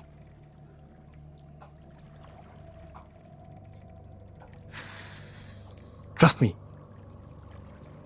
You're gonna have to And the convince guards her. round the corner. But Astor, you can make a persuasion convince. I mean, it's gonna be her. Like, if you convince her, she will do it. But like, This is against your She- passive will, Shauna. Just for... Oof, that was a bad roll. 12. it's 4 times, right? 4 times the will. Yes. Yeah. Just made it. Oof, okay. So Astor makes his plea to play dead or die. If I see Adeline start to heed my command, my request, then I'll start shouting to the guards. Here! I found her. I don't think she's alive.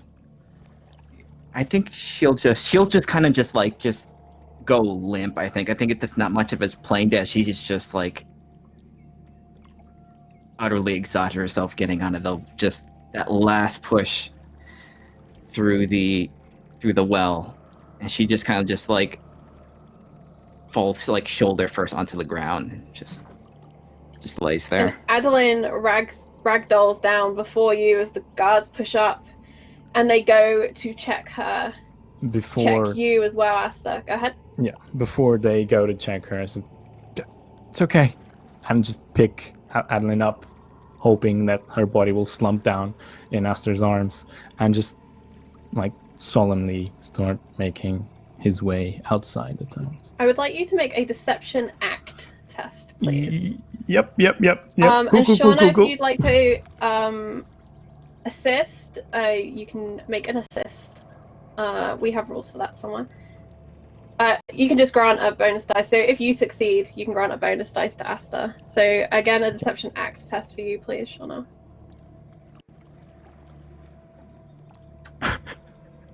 The worst people deceiving. The biggest liars in the group. Oh, good. Okay, you do succeed. So roll a bonus dice, and we'll see if it improves on a 2.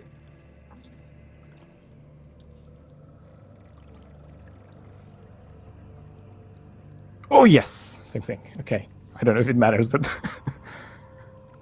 Okay. So they look between you and the sodden body in your arms, Astor, and you will yourself forward and push through the crowd. Yanis, it was a long journey south from Crackclaw Point. The seas were still disturbed as they had been for those 2 treacherous days during the storm that had kept you from journeying before now. But you land in the harbor, see the wrecks of the ship. Things truly are bad for the capital. You make your way through the crowd and seek out your wife. It's not hard to find Allegra Dorsey. Mentioning her name to a few choice people leads you to the Golden Dragon, where it is told to you that she and your daughter are staying. Allegra, you have received word from the Bywaters that they are to come to King's Landing. That was a day ago. The day before that, you received a letter from your brother, Astor, telling you that anything you say is not recognized by the family. There has been no official conclusion. And so you have been waiting for your cousins, for your uncle or aunt, waiting for something to do when a knock comes on your inn door. And I imagine she's read and reread and reread this letter from Astor, and the salt levels have only just increased with her running with Jaime this morning, and then Astor. She's like, these boys. And so she's just staring down at her little desk she's got, and she just says very sharply, "Enter."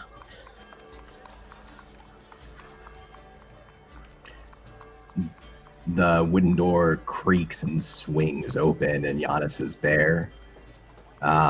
He is dressed in very fine, almost ornamental leather armor, and he's got this aqua green sash across his chest. And over one of his shoulders is what looks like a small fishing net, except for the hemp of the rope is it's never touched water, it's never touched mud, it's never touched fish. It's almost just decorative. And he's got his long hair that kind of flows back, and when the door swings open, he's already got just a big old doofy smile on his face.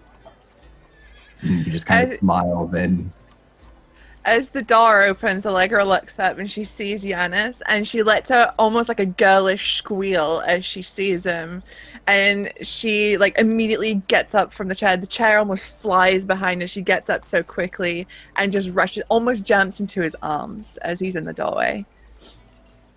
Yeah, and he'll like grab her and like do that thing where he lifts her up into the air and he kind of spins around once and then lowers her back onto the ground. And he kind of peers over her shoulder just for a moment into the room just to kind of check it out, and says, "Oh, my girl, you mind if I come in?" Absolutely, come in. And she calls into the room, "Donella, come out here." And her voice is very high and happy. And Donella kind of scurries out, alert, and her eyes go wide, and she drops whatever's in her hands, and it clatters across the floor as she stares just at her father. Allegra sort of steps aside. Giannis will get down on his knees, so he kind of gets his eye level a little closer to his daughters, and he'll hold out his arms for her and just sort of hope. His smile doesn't break or quiver, but he's waiting for her. And unlike Allegra, she doesn't run. She kind of hesitantly takes the 10 or so steps between you. And when she gets to you, she doesn't hug you. She instead kind of touches your face as if to make sure you're real. And when she's relieved to find you are, it's then that her arms go around your neck and she squeezes you in greeting. Hugs her back and just kind of whispers into her ear, "Oh, you're so much stronger than you were. Getting big now." And she pulls away and she puts her hands on her waist and kind of turns this way and that in like horror that maybe she's putting on weight and she's not going to look as good in her dresses anymore. And then she looks at you and then she looks at Allegra. Yeah, she's quite beautiful, Giannis. I agree. Looks like you've been doing well here, Bayer. It's been a long journey, Allegra. Can I come in and sit down? Do you have any food? And she pulls out a chair at the little table they've got going on, and I imagine there's just like fruits and stuff around they've been snacking on, and in a way that nobody really sees, Allegra goes into like a domestic mode. She's like, "Hubby's here, let's get him fed." So she like piles up a plate with like bread and food and whatever, cheese, whatever there is, she just piles it on a plate, and she lays it out for him, but also steals some because that's just who she is. That's just who she is. And as she's kind of preparing the plate, and he's sitting down and just kind of trying to relax a little bit, and he'll kind of take that decorative net off of his shoulder and loosen that sash and pull it up off of his head and kind of roll it up and fold it and place it on the table. And he'll kind of make a couple of side expressions towards Donella, like a tongue, just sticking out his tongue at her, giving her a little wink, trying to make her feel a little bit more comfortable, because I think he senses that she feels conflicted or maybe anxious about his return, his showing up. And I think it's the second or kind of third of these little funny faces that you get a smile. And then she turns hurriedly away, and she's busy washing up like a cup for you or preparing your drink to bring over so that she can contribute to what Allegra is doing. I don't see the children with you, Yanis. Did you leave them at Crackclaw Point? I think he's probably like stuffing cheese into his face and answering you as he's chewing. It's just me today. I didn't know what was going on. If you were doing all right, wanted to get here as quickly as possible, and to be frank, the storm's been so bad, I didn't want to risk it with the children. I'm sure your mother would love that. But I'm glad that you wouldn't bring them with the storm. How are they? I haven't seen them for so long. They miss their family, to be honest. They're doing fine. Good. How are Well, you doing? as you can see, we're doing quite well. Donella has, I think she's shaken most of the sickness now. It was touch and go for a long time with her. I was very worried, but she's a strong girl, as I said. She seems to be doing well. Our pride, however, took a bit of a hit. Aye? We may owe the crown a small sum. How big of a sum, Allegra? Well, 200 gold dragons. And kind of like almost squeaks. Just a weird sound squeezed out of his nose, but he doesn't shift or like show it on his face. He eats a little bit more cheese, and as he's sort of considering that amount of money, he looks over to Donella. Does Donella look sick? Does she look well? How's she looking? She looks maybe a little pale, but perhaps that's just a father's love, always thinking she's kind of glowing and, blushing and beautiful in that way. And she just looks a little paler than you maybe recall. And as Allegra's kind of explaining this, you can see Donella, who's slicing some more of that crusty bread for you, kind of more decisively cuts as she recalls everything that's kind of happened, and then she'll bring this fresh plate of cut bread for you. Her eyes kind of low, like, don't drag me into this, please, Mum. It wasn't me. I wasn't there. Plate. Don't mention the coins. Thanks, Mum. He'll wash down the cheese with some ale and look back to Allegra and say, should I ask why, or is it better if I don't know? Well, you'll find out anyway. Everyone here is a terrible gossip. I leveraged a claim against Wendell Gaunt about the poisoning that almost killed me and our daughter. Unfortunately, the good Prince Baelor is elsewhere in the Reach, as far as I hear it, dealing with whatever's happening down there. And it was Lord Balerion who presided over the whole affair, and he determined there would be a trial by combat. Now, unfortunately, I could get no one to stand for me. So as reparation for wasting the court's time, we owe them 200 golden dragons.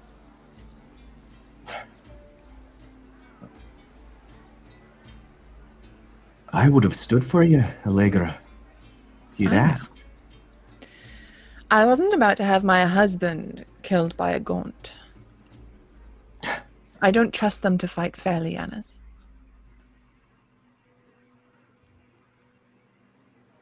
It's just 200 dragons, Allegra. We can pay it. We can pay it off in time. But maybe it's time for you to come home with me. Well, I had another idea. You see, I'm sure you did. this is why you love me, remember? And she fixes him like one of those really sweet smiles. We, ironically, have never been in a better position. Now we owe this sum. I have cause to go speak to the Master of Coin, who so happens to be Lord Balerion, and the terrible storm which ravaged our good king's fleet is obviously awful, and many, many people died.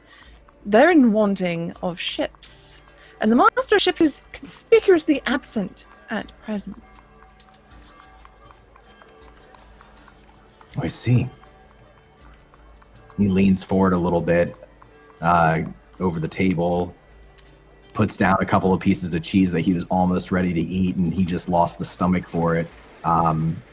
Looks up to her and says, "Now what is it the Master of Ships could possibly need more ships for?" And she sort of reaches across and takes his hand. Rumor has it that in retribution for the depositing of the Lord Aaron's body, that the king wishes to raid Tyrosh. Siege it, even.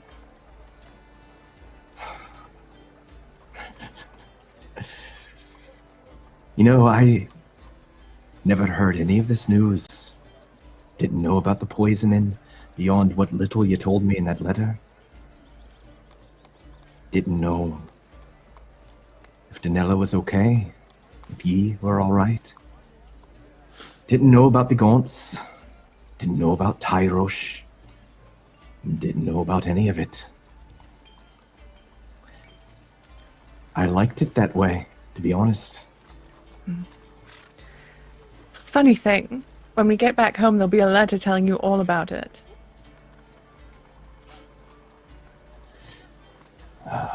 Sounds about right. Listen, I don't propose we do this for us, Yanis. But just imagine. We lend the crown our ships. You siege Tyrosh. You come home a hero. Think of what we can make for our children. We can get them away from Cracklaw Point. We can make them good marriages. Allegra, in the back of your mind, as you imagine this for yourself, as you present it to Yanis, there's a eerie feeling, a vision almost of a storm ravaging Tide's Door, washing away part of its great tower, of all your children inside. And as you look to Yanis at the end, shifting this feeling away, it's fleeting. Over his shoulder for a moment, there's a shadow, a feeling, a presence. And then it's gone. I think just for a moment she glances over his shoulder to that shadow, and that smile that she had dropped for a second. Her expression falls very grave before she sort of snaps back out of it and once again smiles at him. His smile wanes as her smile fades. And then his smile comes back, just a little smaller than before when she smiles at him again. He says, "It's true that our men, best men at sea there are, no finer ships, not in this kingdom than ours. But my men and my fleet, they're for defending Cracklaw Point. Not for some war in Tyrosh. Men will die if we go out there. Good men, my friends, family, your friends too. Do you think it's worth 200 gold dragons, Allegra? Answer me true. I don't think it's worth the dragons, no, Yanis. The dragons are nothing in this. The dragons are a way for us to get there. I think it's worth Donella's future. I think it's worth Isla's future, Misha, Carrie, and any other children we may have.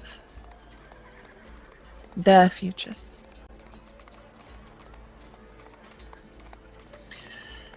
He looks down to Donella too, where she is silent as always, and nods his head slowly, and he says, "There's nothing I wouldn't do for ye.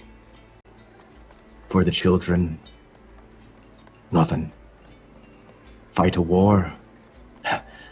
All right. If that's what you want. But, Allegra, when it's done,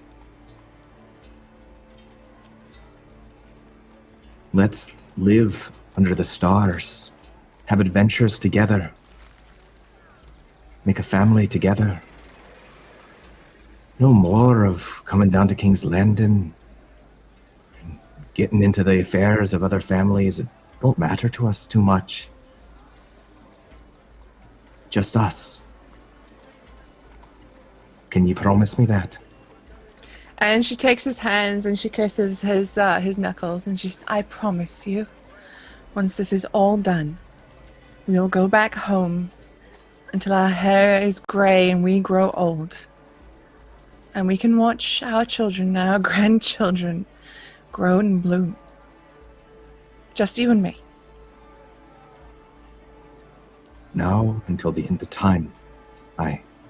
And he leans down and kisses her hand in turn. Looks back up to her, hardening his face, steeling himself a little bit. Then he says, "War it is."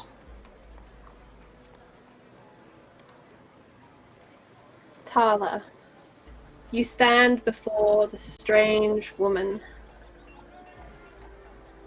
And she's explained to you that it is your destiny.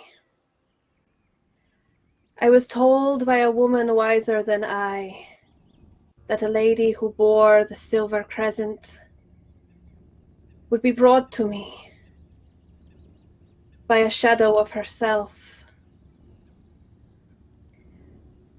And I was told that it is her blood that bore ancient magic, a power over death, that she could prevent the longest winter, that she could prevent those long at rest from stirring from the frozen earth and walking,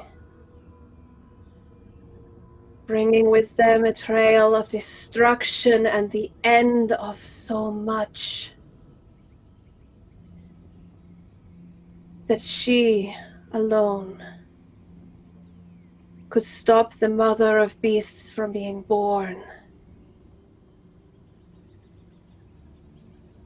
I am doing all that I can to fight the Targaryen line in my way, for I believe her words. But I believe too that it is you who is foretold. Your blood, your magic. That is why I did not wait for the shadow to bring you, but sent my watchers to find you.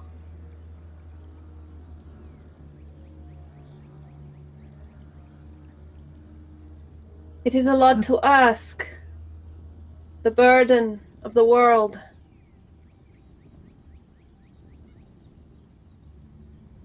But think how much it will hurt to see everything you've ever loved turn to ash.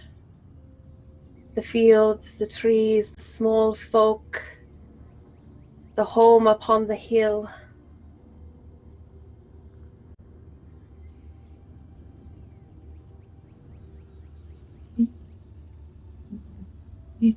said something about the Targaryens. What? They come from an ancient place, long lost in time.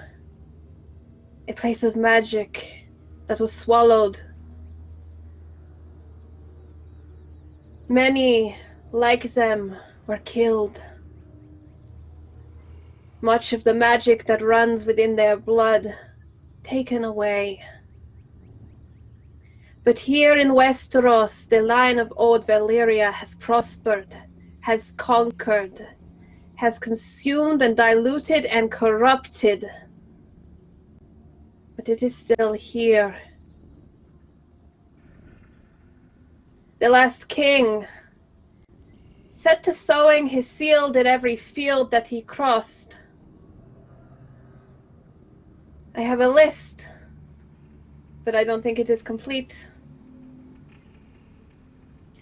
It all boils down to that in the end, a woman will be born who will bring with her the end.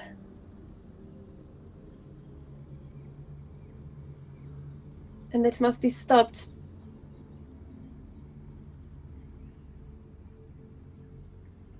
So you're... Wait, I'm so confused.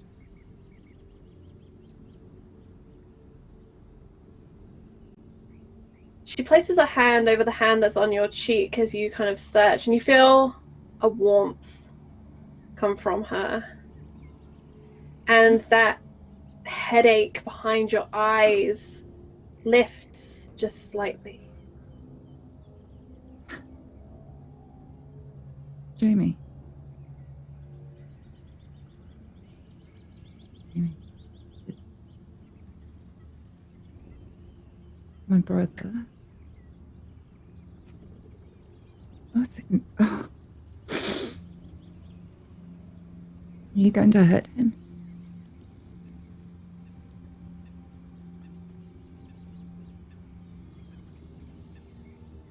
I do not know if it will be me or someone else.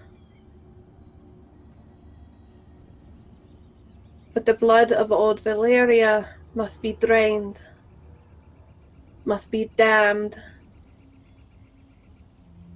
and the corruption burnt before the world is turned to ash. And you know this because... I have seen it, and the woman before me has seen it. And as you kind of look around the space, you become aware of other women in this room now, sat in the circumference on that bench, looking up towards you. I have come a long way, and I know this is not easy to hear, but you ride the devil, do you not? And a woman brave enough and strong enough to tame such a beast. And you bear the crescent. And she looks again to that silver pendant dangling at your neck. No, this was just given to me by a friend. You're reading things into this that don't exist.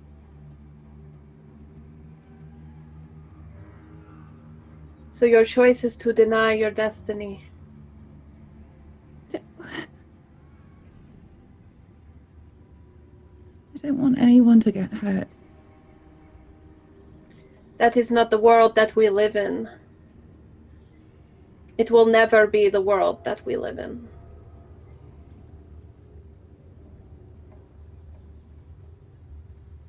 Why did you bring me here? If you knew, why did you bring me here?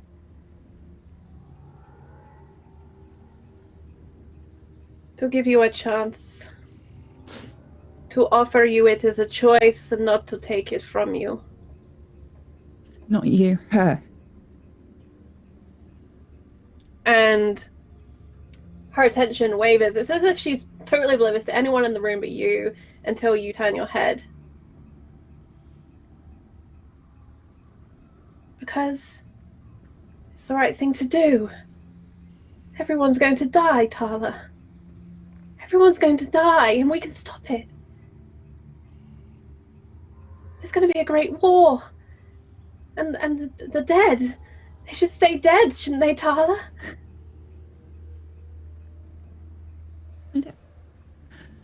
I don't want them to come back. I want them to stay dead. And I want it to be you. I want you to save them. I've never had a better friend than you. You're my only Why friend. you were my friend. For this. Bring And me there's a here. moment where she considers. And you can read that as she's thinking about lying or she's trying to remember something. But you're not sure. There's just a moment where she hesitates.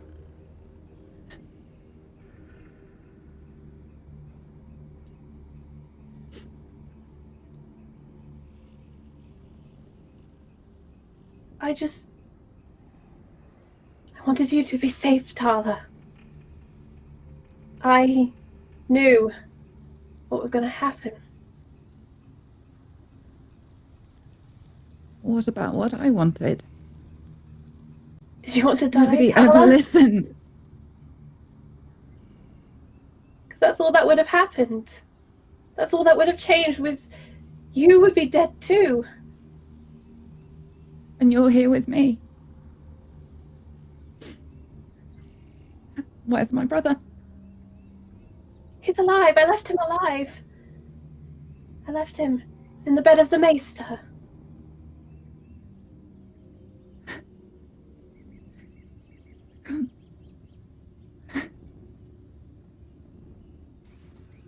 It's all swimming. I can't see his face. What was did very they do to handsome. me? It was just some herbs. Heather, Just enough to send you to sleep. what? I had you grind them for me. When you break the flour, it releases the... Tarla, I just wanted you to be safe, and I knew you wouldn't let me tend to you.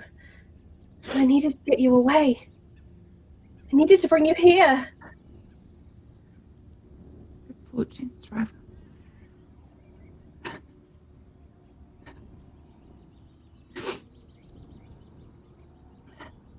And we can play the games that we used to play. Because the world won't be ending, Tarla. Because we can stop it. We can keep the summer. A long summer.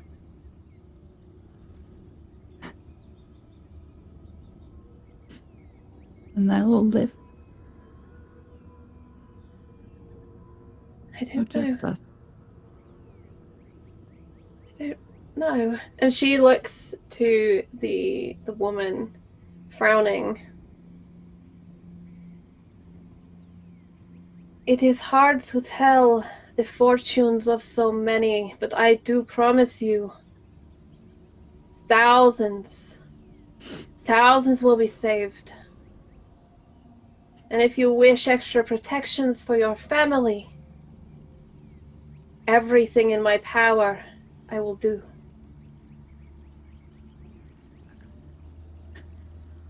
I know it is frightening, and I know no one would wish for this.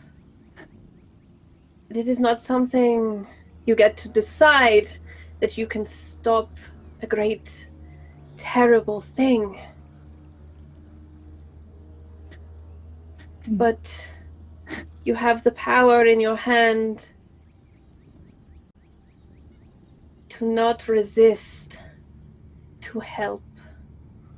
It is in your blood. Can you remember them for me? It's all muddy. I want to help. But I can't protect people I don't remember properly. She considers your request. Make a persuasion convince roll for me, Millie. And you get +2 bonus dice for your role play. Ooh, okay, hang on. Sorry? Give me 2 seconds. Just got complicated. Okay, so it's a convince? Yes, persuasion convince, and you get an additional +2 bonus dice.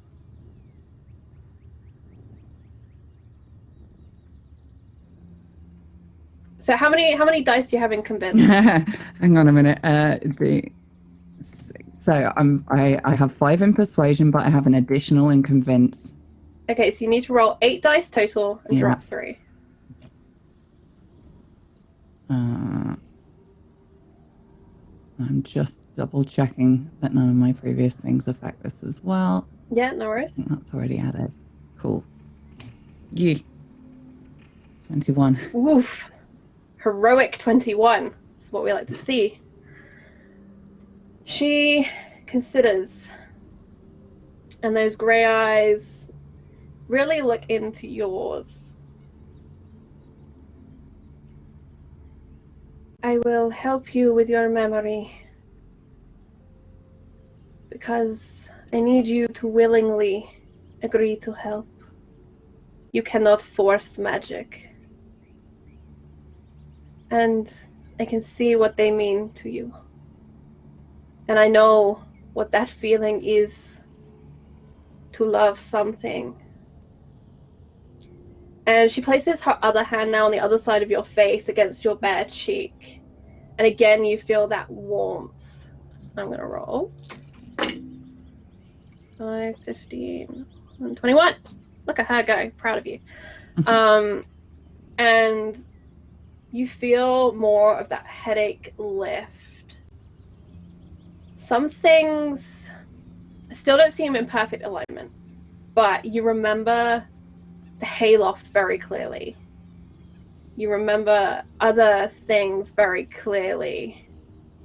But there are just like a couple of details as you're kind of sifting through your memory that's still just barely there. How do I phrase this? Can I separate them in my mind? For a moment, it's yes, but there's that hint of an uncertainty to it. Mm-hmm. That feeling of, some things are still not quite there. Mm-hmm. But you feel all of your strong emotions towards all of these people, and you remember much of your relationships with them.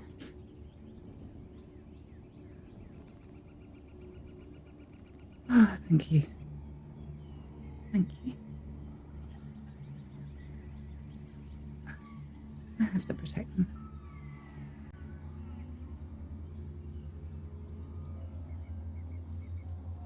Is there anything I can do? I have to do it.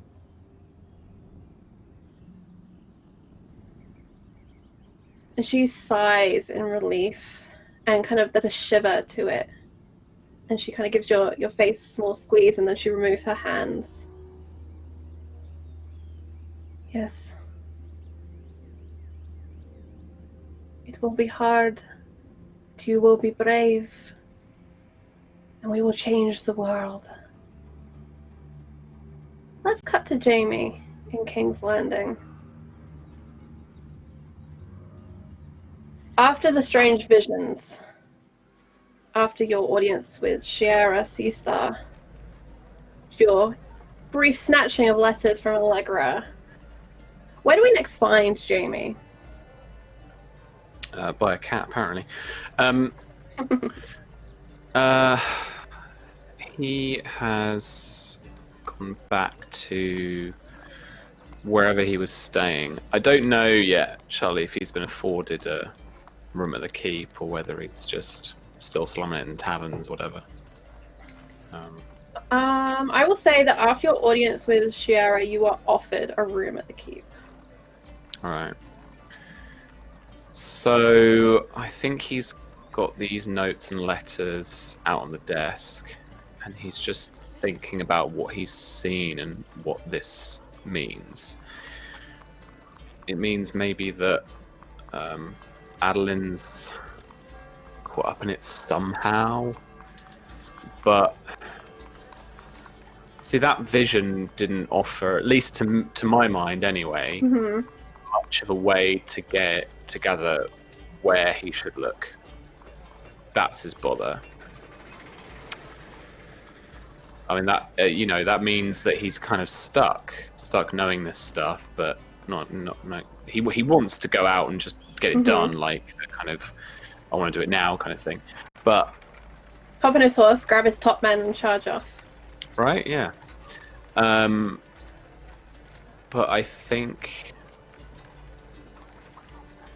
he's probably going to head back to Famine's Hold instead.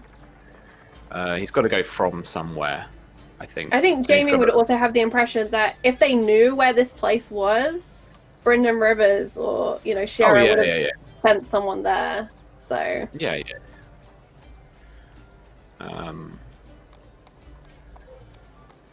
So he's got to start somewhere, and I think that Famine's Hold is a good place to get back to. Has he still got this cadre of men?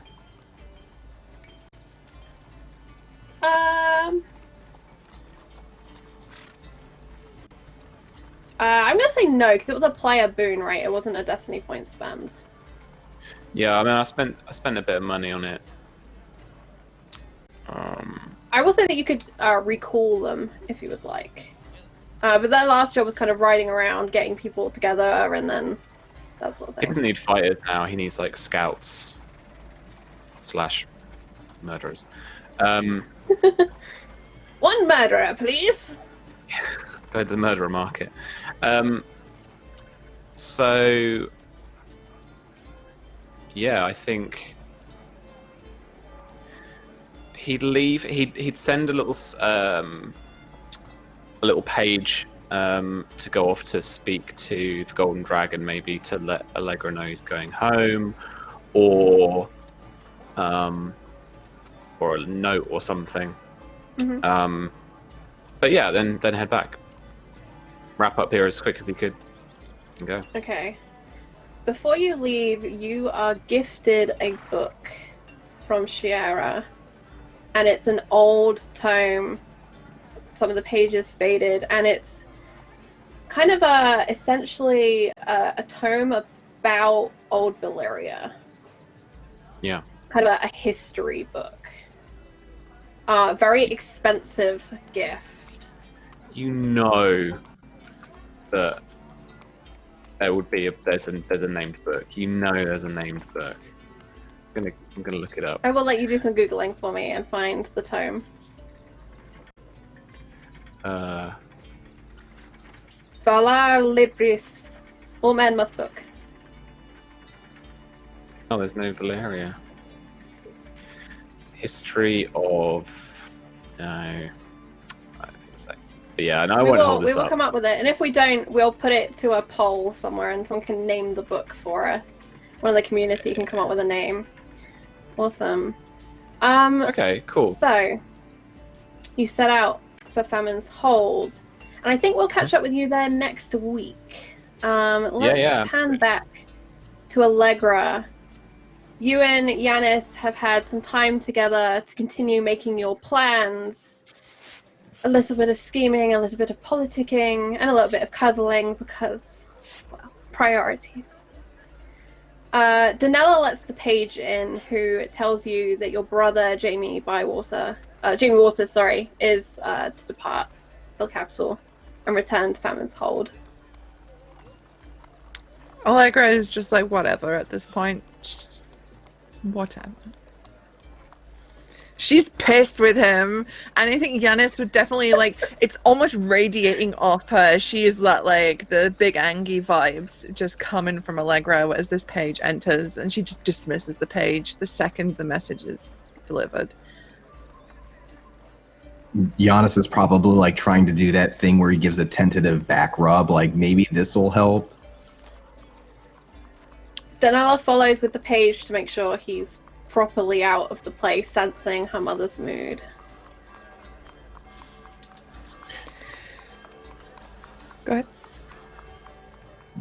You all right? No, I'm not. No. Because when I needed him, Jaime wasn't there. In fact, he was quite the opposite of being there. He was actively working against me.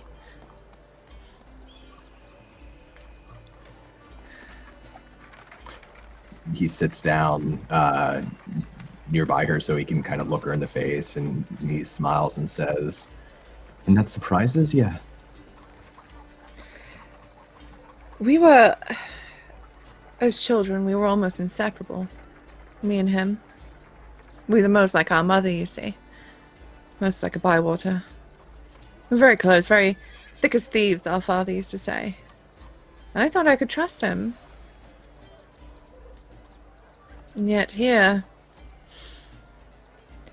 he made it very, very clear that he was a Waters. That I was Lady Dorsey. That I had no right to speak. So I know where we stand now. And it hurts.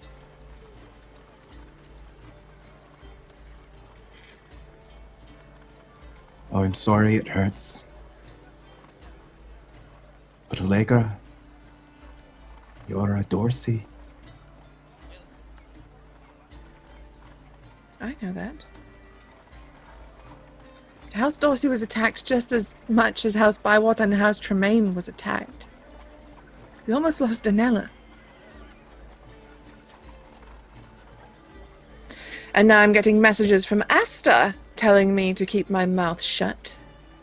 And yet in the same breath, he's like, "Sister, find me a wife." I'm not his mother. And yet, here I am. I need to find him a wife. I have to find Donella a husband.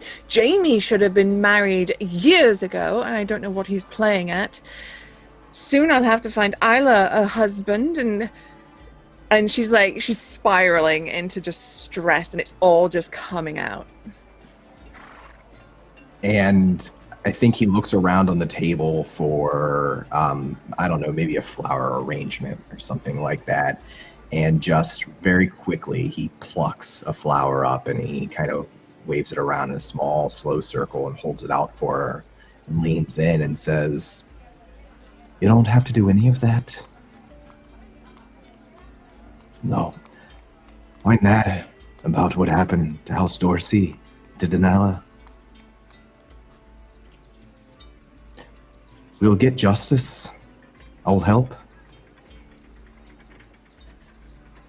The rest of them, they can pursue justice in their own way. We don't need them, Allegra. We just need this."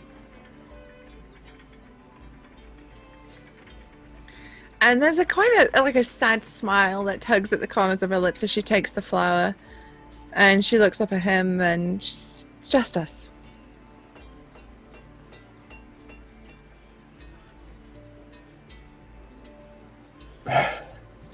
I'm a bit at a loss. Don't know what to do. How do I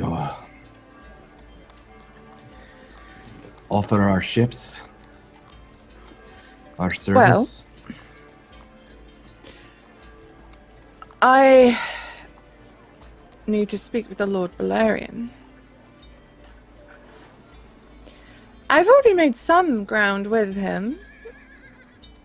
I think perhaps maybe it was a meeting that I should undertake on my own. You sure? I could come with you. Work together. She smiles and pats his cheek, and she says, "I've heard things about the Bravosi. I don't know if they're that adventurous. We shall have to see." Goes right over his head and just kind of looks confused for a moment. I tell you what, I'll go see him today. We'll have a chat. I'll arrange a dinner. And then we can meet him together. All right. Maybe I'll take Donella for a walk down by the sea. She'd love that. She's been cooped up in this God's forsaken inn ever since we got here. She's very afraid after what happened at the tourney. And she's missed you dearly. I know that. That makes him smile. And then she goes kind of quiet. And is Donella in this room right now, Charlie? I'm doing my Donella check because I always forget. She speaks very quietly and leans forward and says, "She spoke."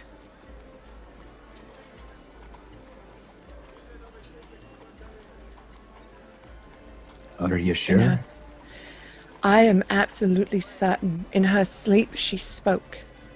Now, I asked her about it this morning. She got very angry. Said that she never speaks. But I heard it, Yanis. What did she say? How many?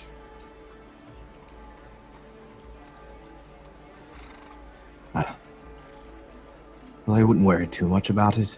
She was sleeping. But maybe it's a sign. She'll be able to speak again soon. Maybe. Perhaps in our own way, we'll be blessed. We are blessed, Allegra. And she leans across and kisses him, and she says, "We are." Now, if you'll excuse me, I have a meeting to attend. Oh, boy. He just sort of goes about cleaning up, and I think he's flipped at this point. I like to imagine that maybe at some point he's flipped to like starting to tidy up around their stay at the inn. He's like almost switched to mom mode. Alright, let's leave Yanis mom-moding and spending some time with his beloved daughter Donella. And let's pan across to Allegra Dorsey, who has successfully located Balarian, shockingly in the Red Keep, taking court today. What? Who'd have thunk that's where he'd be? Doing his normal, this wooden chair is a throne if I sit in it like a slob routine. So he's there, you know, doing the classic bye sit in the chair where, you know, feet are up, very comfy. Look, Charlie, you can just at me. That's fine. Yeah, thanks. He's wearing a rich purple velvet today.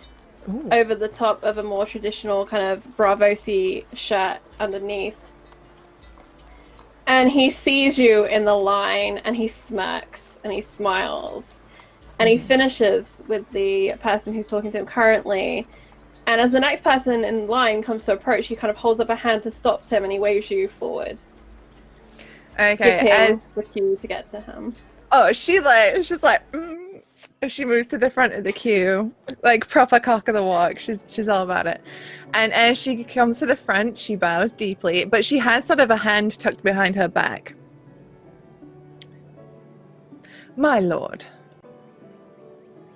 My lady, you didn't come to drinks yesterday. Am I to presume you're still utterly furious with me? Well, yes, of course, but... And then she pulls her hand out from behind and she has a bottle of, like, Dornish Red or something. One of the finest bottles of wine she could get her hands on in the short time. I thought I might make amends for my absence yesterday. I am relieved that is wine and not a dagger. I was very impressed by your throw. Oh, well, you know, that's only the tip of the iceberg, as it were. You are a master of other skills. Many, my lord. I would be very much interested in seeing them. Well, perhaps you might. Oh, perhaps. Tell me, Allegra Dorsey, what is it that keeps you from showing me all of your talents? Well, there's the matter of the company we are keeping, my lord. It's not polite in such a large open area. He looks around. Would be the most entertaining thing they've seen all day. I have no doubt, but a woman has to keep her secrets, you see. I see. Tell me then, what is your plan, Allegra Dorsey? Well, my business today, my lord, is to discuss with you the arrangement of the payment that I owe you. Ah, business it is. And he turns to a fresh page in his bookkeeping. As you can imagine, my household finances are much more of a sensitive matter. I would just prefer if we could discuss them in private. And Not to he offend the good lords and ladies here today. And he looks up at you, kind of curious and trying to think of a really good, like, double entendre to get you back with. Mm-hmm. I understand. A lady's finances are very sensitive. Fucking hell, that's terrible, Charlie. Shut up! We've got like 12 minutes left. Start with me. Sorry, that fucking broke me. I think she just fixes him with a very flirty smile as to as her response. At your earliest convenience, my lord, I'll be ready and waiting. Let me see how early my convenience can be. And he kind of looks up, weighing up the line. He waves over his little whisper keeper, has a brief conversation, and it's announced that Lord Balarian is taking lunch. Everyone can come back later. At like 4 p.m. Lunch! Second lunch! Bravo, si tradition.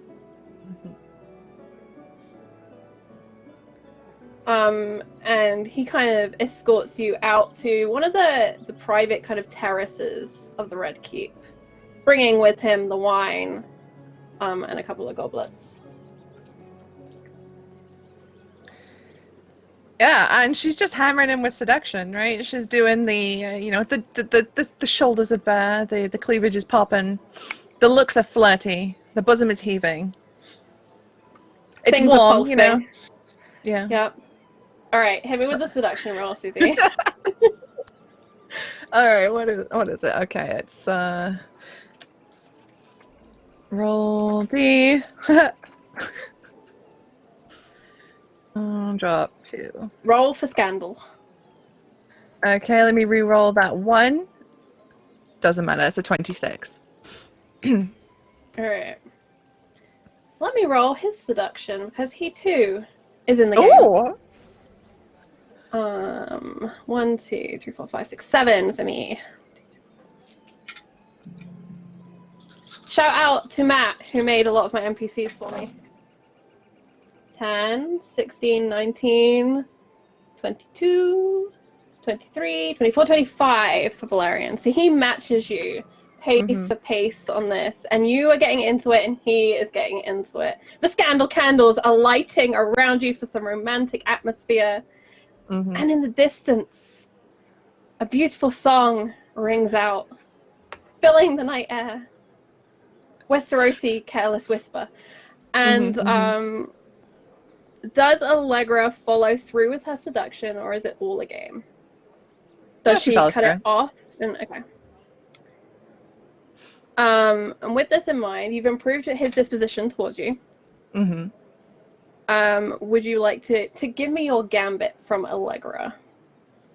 So her gambit is to get Lord Balarian on side to whatever, make him more amenable to her suggestion that her husband might lead a fleet or lend the fleet to the crown. So you are convincing him with persuasion to employ your husband for the crown. Yes, and also my boobs. And also your boobs. Convince with persuasion and boobs. They're always on board. Susie, I'm going to make you use that -1d. Okay. As a chill runs up your spine and you have another sinister feeling that something in the capital is going very wrong. All right. I still roll a lot of dice. I know. Let me re-roll that 1 to a 5. That becomes 22. Sure does. He agrees to take a meeting with your husband. He's very curious to meet him. And the king is very interested in ships. And he lets slip that Gargalen is still absent. Yeah, I wonder what he is. No idea. And so, yeah, so I think after they've wrapped up their lunch, Allegra, takes time to fix her hair and makeup as best she can, puts the girls back in. And over her shoulder as she leaves, says, "So dinner then, my lord." Dinner, my lady? To meet my husband. Oh. As you wish, my lady. And perhaps, should the mood take us, another late lunch someday. Perhaps someday. If you're lucky. And she saunters out there with a little hip hop, like.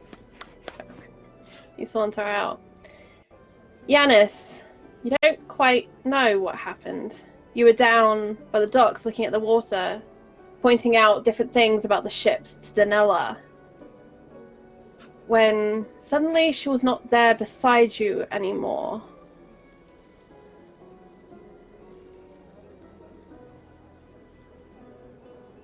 Are there people all around? It's a busy dock in Kings Landing. People are trying to rebuild boats, they're trying to do trade. It's not like a pressing group of people, but as you dart around, there's people here, people there. It's like a Where's Wally map of trying to spot Donella. And so he does that thing where like his breath catches and he tries not to panic and he tries to stay focused. And first he kind of like peers down over the docks into the water to see if she's there. And if she's not like in the water, if he can't see her, then I guess he would start like pushing through individuals, like trying to call out for her.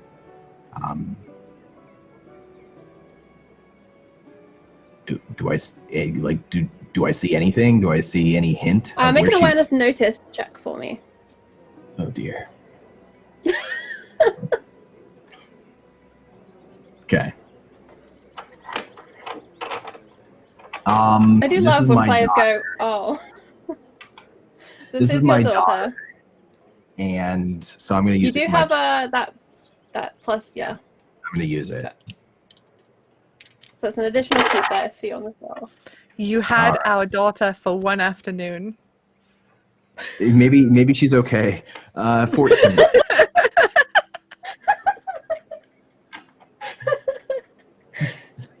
You see, kind of up ahead, one of the city guard has his hand on your daughter's wrist, and he's dragging her.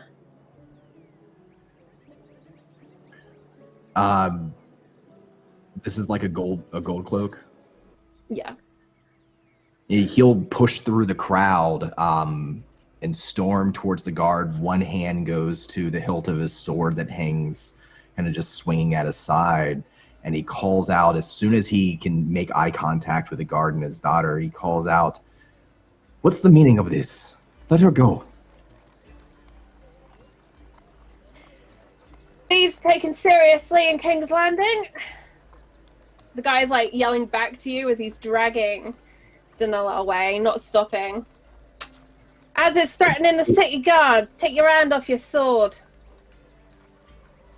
He'll run ahead towards the guard to try to get in front of him, but he will take his hand off of his sword and he'll just kind of put both of his hands up and say, "I think there's some sort of mistake here. I am Lord Dorsey, and this is my daughter. So if you'd be so kind, let her go and let us speak about this, you and I."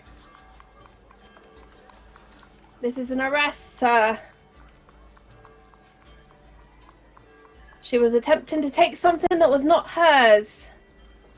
This is Thieves are to absurd. be punished, whether A they're little someone's girl. daughter or not. What's your name, lad? Sir Sorry. Brian. Don't make me name my guards, damn it! I'm the worst, I'm sorry. I don't know who you answer to. But I promise you, you and I can work this out. I'm sure we can come to an arrangement, and I'll look after my daughter better, now that I know she's been stealing. Please. Alright, make a roll for me, Dawn. Persuasion, convince. Unless you're being deceptive in any way, which may not be a deception. No, I think he's trying to be charming. But I can do convince. He's very charming, though. He is, but this is more about convincing than making friends with the guard. Yeah. Is this a guard or is this a knight? He said his name was Sir Brian, so he's a knight.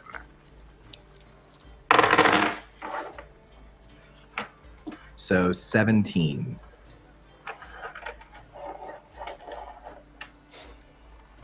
What kind of arrangement were you thinking, my lord?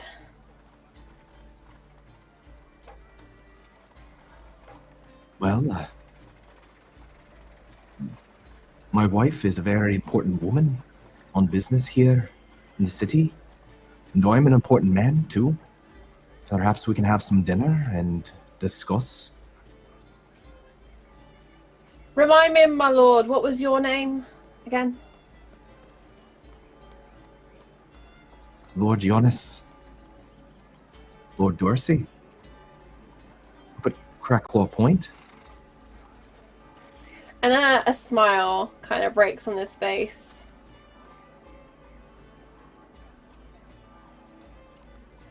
Well, she didn't actually get to keep what she'd put her hands on, so I suppose no harm, no foul then, my lord. And he kind of lets go of Donella. And he'll just gently touch Danella's shoulder to kind of try to pull her in. Not harsh, but definitely doesn't want her to slip away again. He won't look down to her, not yet. He'll just smile and say, "Thank you. If you don't mind my asking, what is it she tried to take?"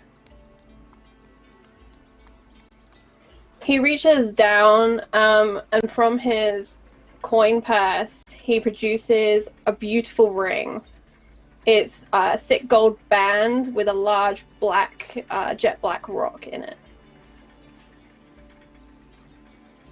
So it's a pretty nice ring. Then. Yeah, it's a nice ring. His eyes go wide a little bit, and he just says, "My apologies for all the fuss. You can reach us at, what was the name of our inn?" The Golden Dragon. You can find us at the Golden Dragon. If you leave us a missive, we'll schedule a dinner and make sure this is taken care of. You should watch her more closely. I know we will be. And your wife as well. And there's like a hint of a threat to that as he kind of straightens up his clothes and puts the ring back in the pouch. I've got valuables to return. Excuse me.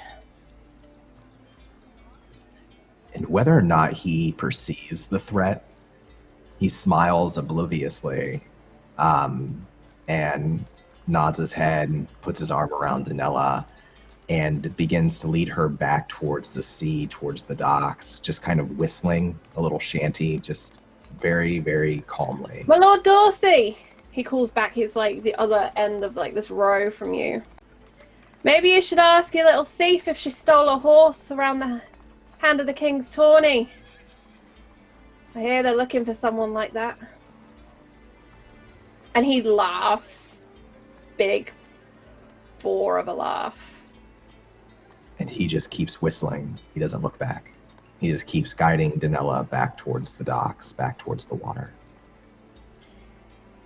And Allegra, when you reunite with your family, a raven has sent word to King's Landing that your aunt and uncle have had to change plans and will remain at Belsea, but they have invited you to join them. They have heard rumor that King's Landing is not safe at the moment and are being cautious. The letter is actually from Donegal, but it's addressed as if it's from both himself and Rhiannon.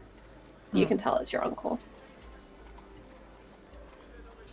I think as she rejoins her family, she has this raven. I think she'll be completely oblivious to any sort of tension that might be going on right now with Donella.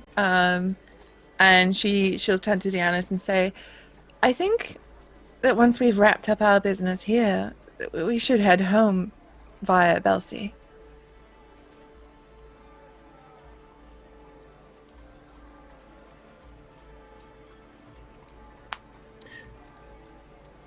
Is that? I'm sorry. Yeah, it was you to you, Don. Yeah. Okay. I just lost the sound for a second, the video for a second. What did you say? She says that once we've wrapped up our business here, we should return home via Belsi. My uncle and aunt want to speak with us.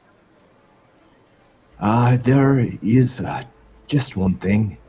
Mm-hmm. A little incident with a guard in Donella, down by the docks. She put her hands somewhere it shouldn't have been, got caught, and we might owe a guard a favor. And Allegra's eyes snap to Donella's with the, bro, come on. I hadn't said anything. Why you gotta do this? And she snaps to go back to Yanis. I see. And how do we intend to discipline Donella? Oh, I don't know. Imagine whatever you think is right. All right. I'll have to ponder it. Unfortunately, and I didn't want to mention anything as I thought this was a one-off incident. She's done this before, haven't you, Donella? Looks down to Donella. She just he kind of clears his throat and says, well then, perhaps we should get her a tutor or someone who can make sure she learns about consequences in the law. Perhaps we should. Should we head back? Aye, this guard, Allegra. Yes. What's his name? Sir Brian, I believe. Never heard of him. Can't be that important. Never mind. We can always broach the subject later on with Lord Balerion. Oh, by the way, we have a dinner with Lord Balerion tonight. So make sure you're wearing your finest doublet. Oh, all right.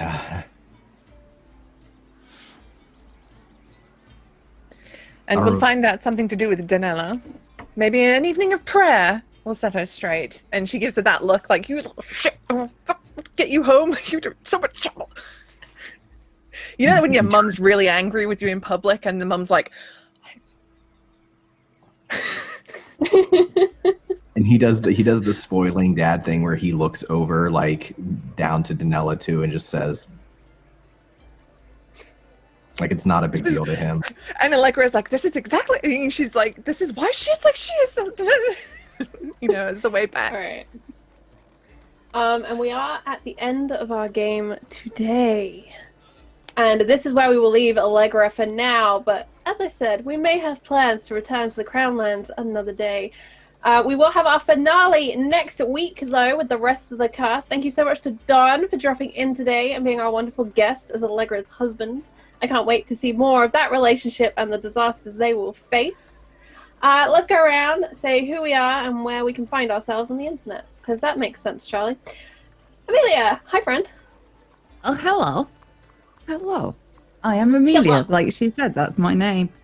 I'm a voice actor for video games, and I'm doing some things at the moment I can't talk about, which is kind of just the whole job, really, isn't it? But when I'm not doing that, you can find me over here again tomorrow in our Vampire the Masquerade Fall of London campaign, playing Vampire Dominatrix Lillian Whitlock, who's probably about as far away from Tarla as you can get.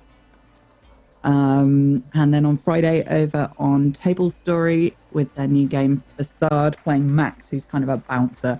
Again, very, very unlike Tyler. And and I'm on Twitter and here on Twitch, occasionally doing some streamings. I don't know, Google me. I don't know how this works, the self-promotion thing.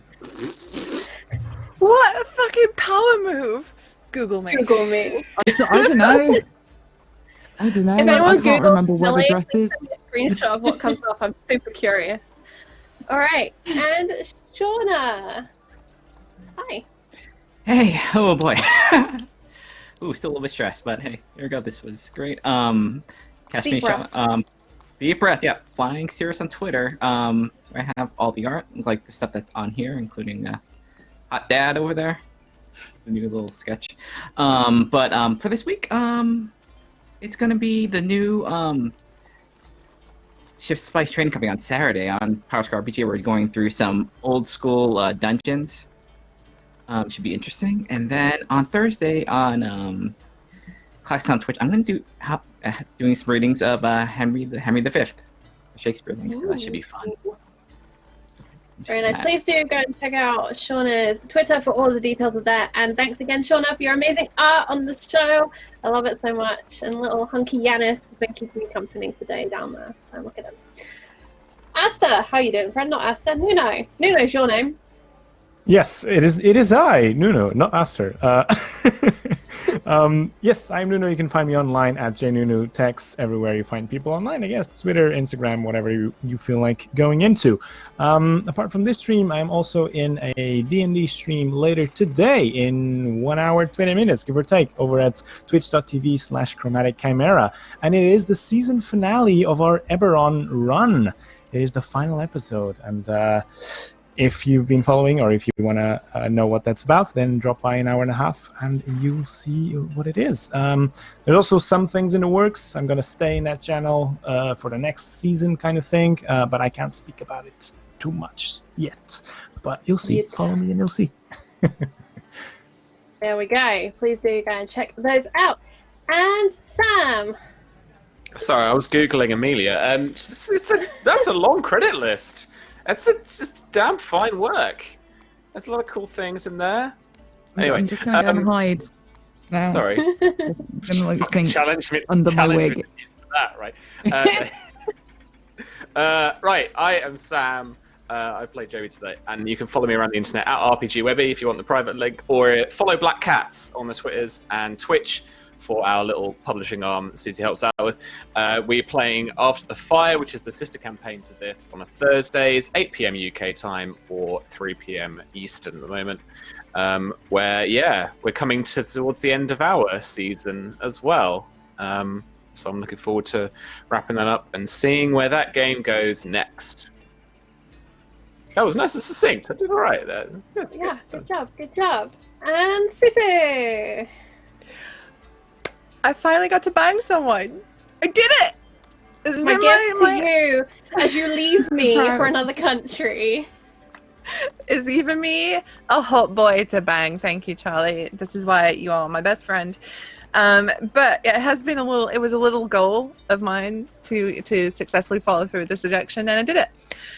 But yeah, I'm Susie, otherwise known as Susanna Grace, a variety streamer. I do video games, art streams, tabletop RPGs, and I'm bad at speaking English. You can find me all over the internet at Susanna Grace. But you won't see me for a little while. This is my last stream for about 2 weeks, I think-ish, as I pack up my entire life and all this junk and take it with me to Canada to finally get over there after about 2 years of theft. So I'm gonna go a little dark, but like a bad smell, you can never truly get rid of me. So you should watch out, because I'll be back. And it's the signature scent of Susanna Grace. Like, what's that smell? What's the lingering aroma of Susanna Grace? Yes. Smell of poutine and Cheetos. Don, hi friend. Let's move on quickly. Okay. Hi. Yeah, I had a great time. Thank you again for having me. Had a lot of fun. Enjoyed watching everybody else's stories played out too. There's some really cool stuff happening in this episode. So that was a real joy. You can find me online. I write tabletop role-playing games and stream quite a bit. If you follow me on Twitter, you'll see what I'm up to. Let's see, this week, tomorrow night at 8 p.m. Eastern Standard Time over on Twitch _LFM_network. I have my Rise of the Veiled Alliance campaign. So this is like Dark Sun D&D 5th edition. It's very pulp adventure, but it's also very political. So it kind of gives me a bit of my Game of Thrones kick too. I love playing Game of Thrones. I love the politics. I'm in the Thursday campaign with lots of folks here. I play a faceless man, totally different character, and I really enjoyed just playing kind of like a nice boy, for this episode. It was a nice change of pace for me, and what I usually am. So thank you for giving me that opportunity. It was a lot of fun, and I really enjoyed this campaign. I look forward to everybody's second season too, because I think all of your characters really well set up right now. A lot's happened, but I'm really excited to see where you all go next. And so am I. Where we will be next on Encounter Roleplay is playing Fall of London tomorrow, as Millie mentioned. We also have our brand new D&D mini campaign starting on Wednesday, running from 2 to 5 Eastern Standard Time. No, Eastern Daylight Time. That's what we're on now. And it's going to be a mix of Scottish history, Terry Pratchett, and a little bit of Lydia magic. Very excited for that. It's a really cool cast and can't wait. We will be back here next Monday for the finale of the Crown Lands. Thank you all so much for hanging out. If you're on YouTube, thank you for staying till the end. You are the true heroes. And that is all I have to say for today, except for try not to roll too many nat ones because we want to be there laughing when you do. Good night, everybody. Take care.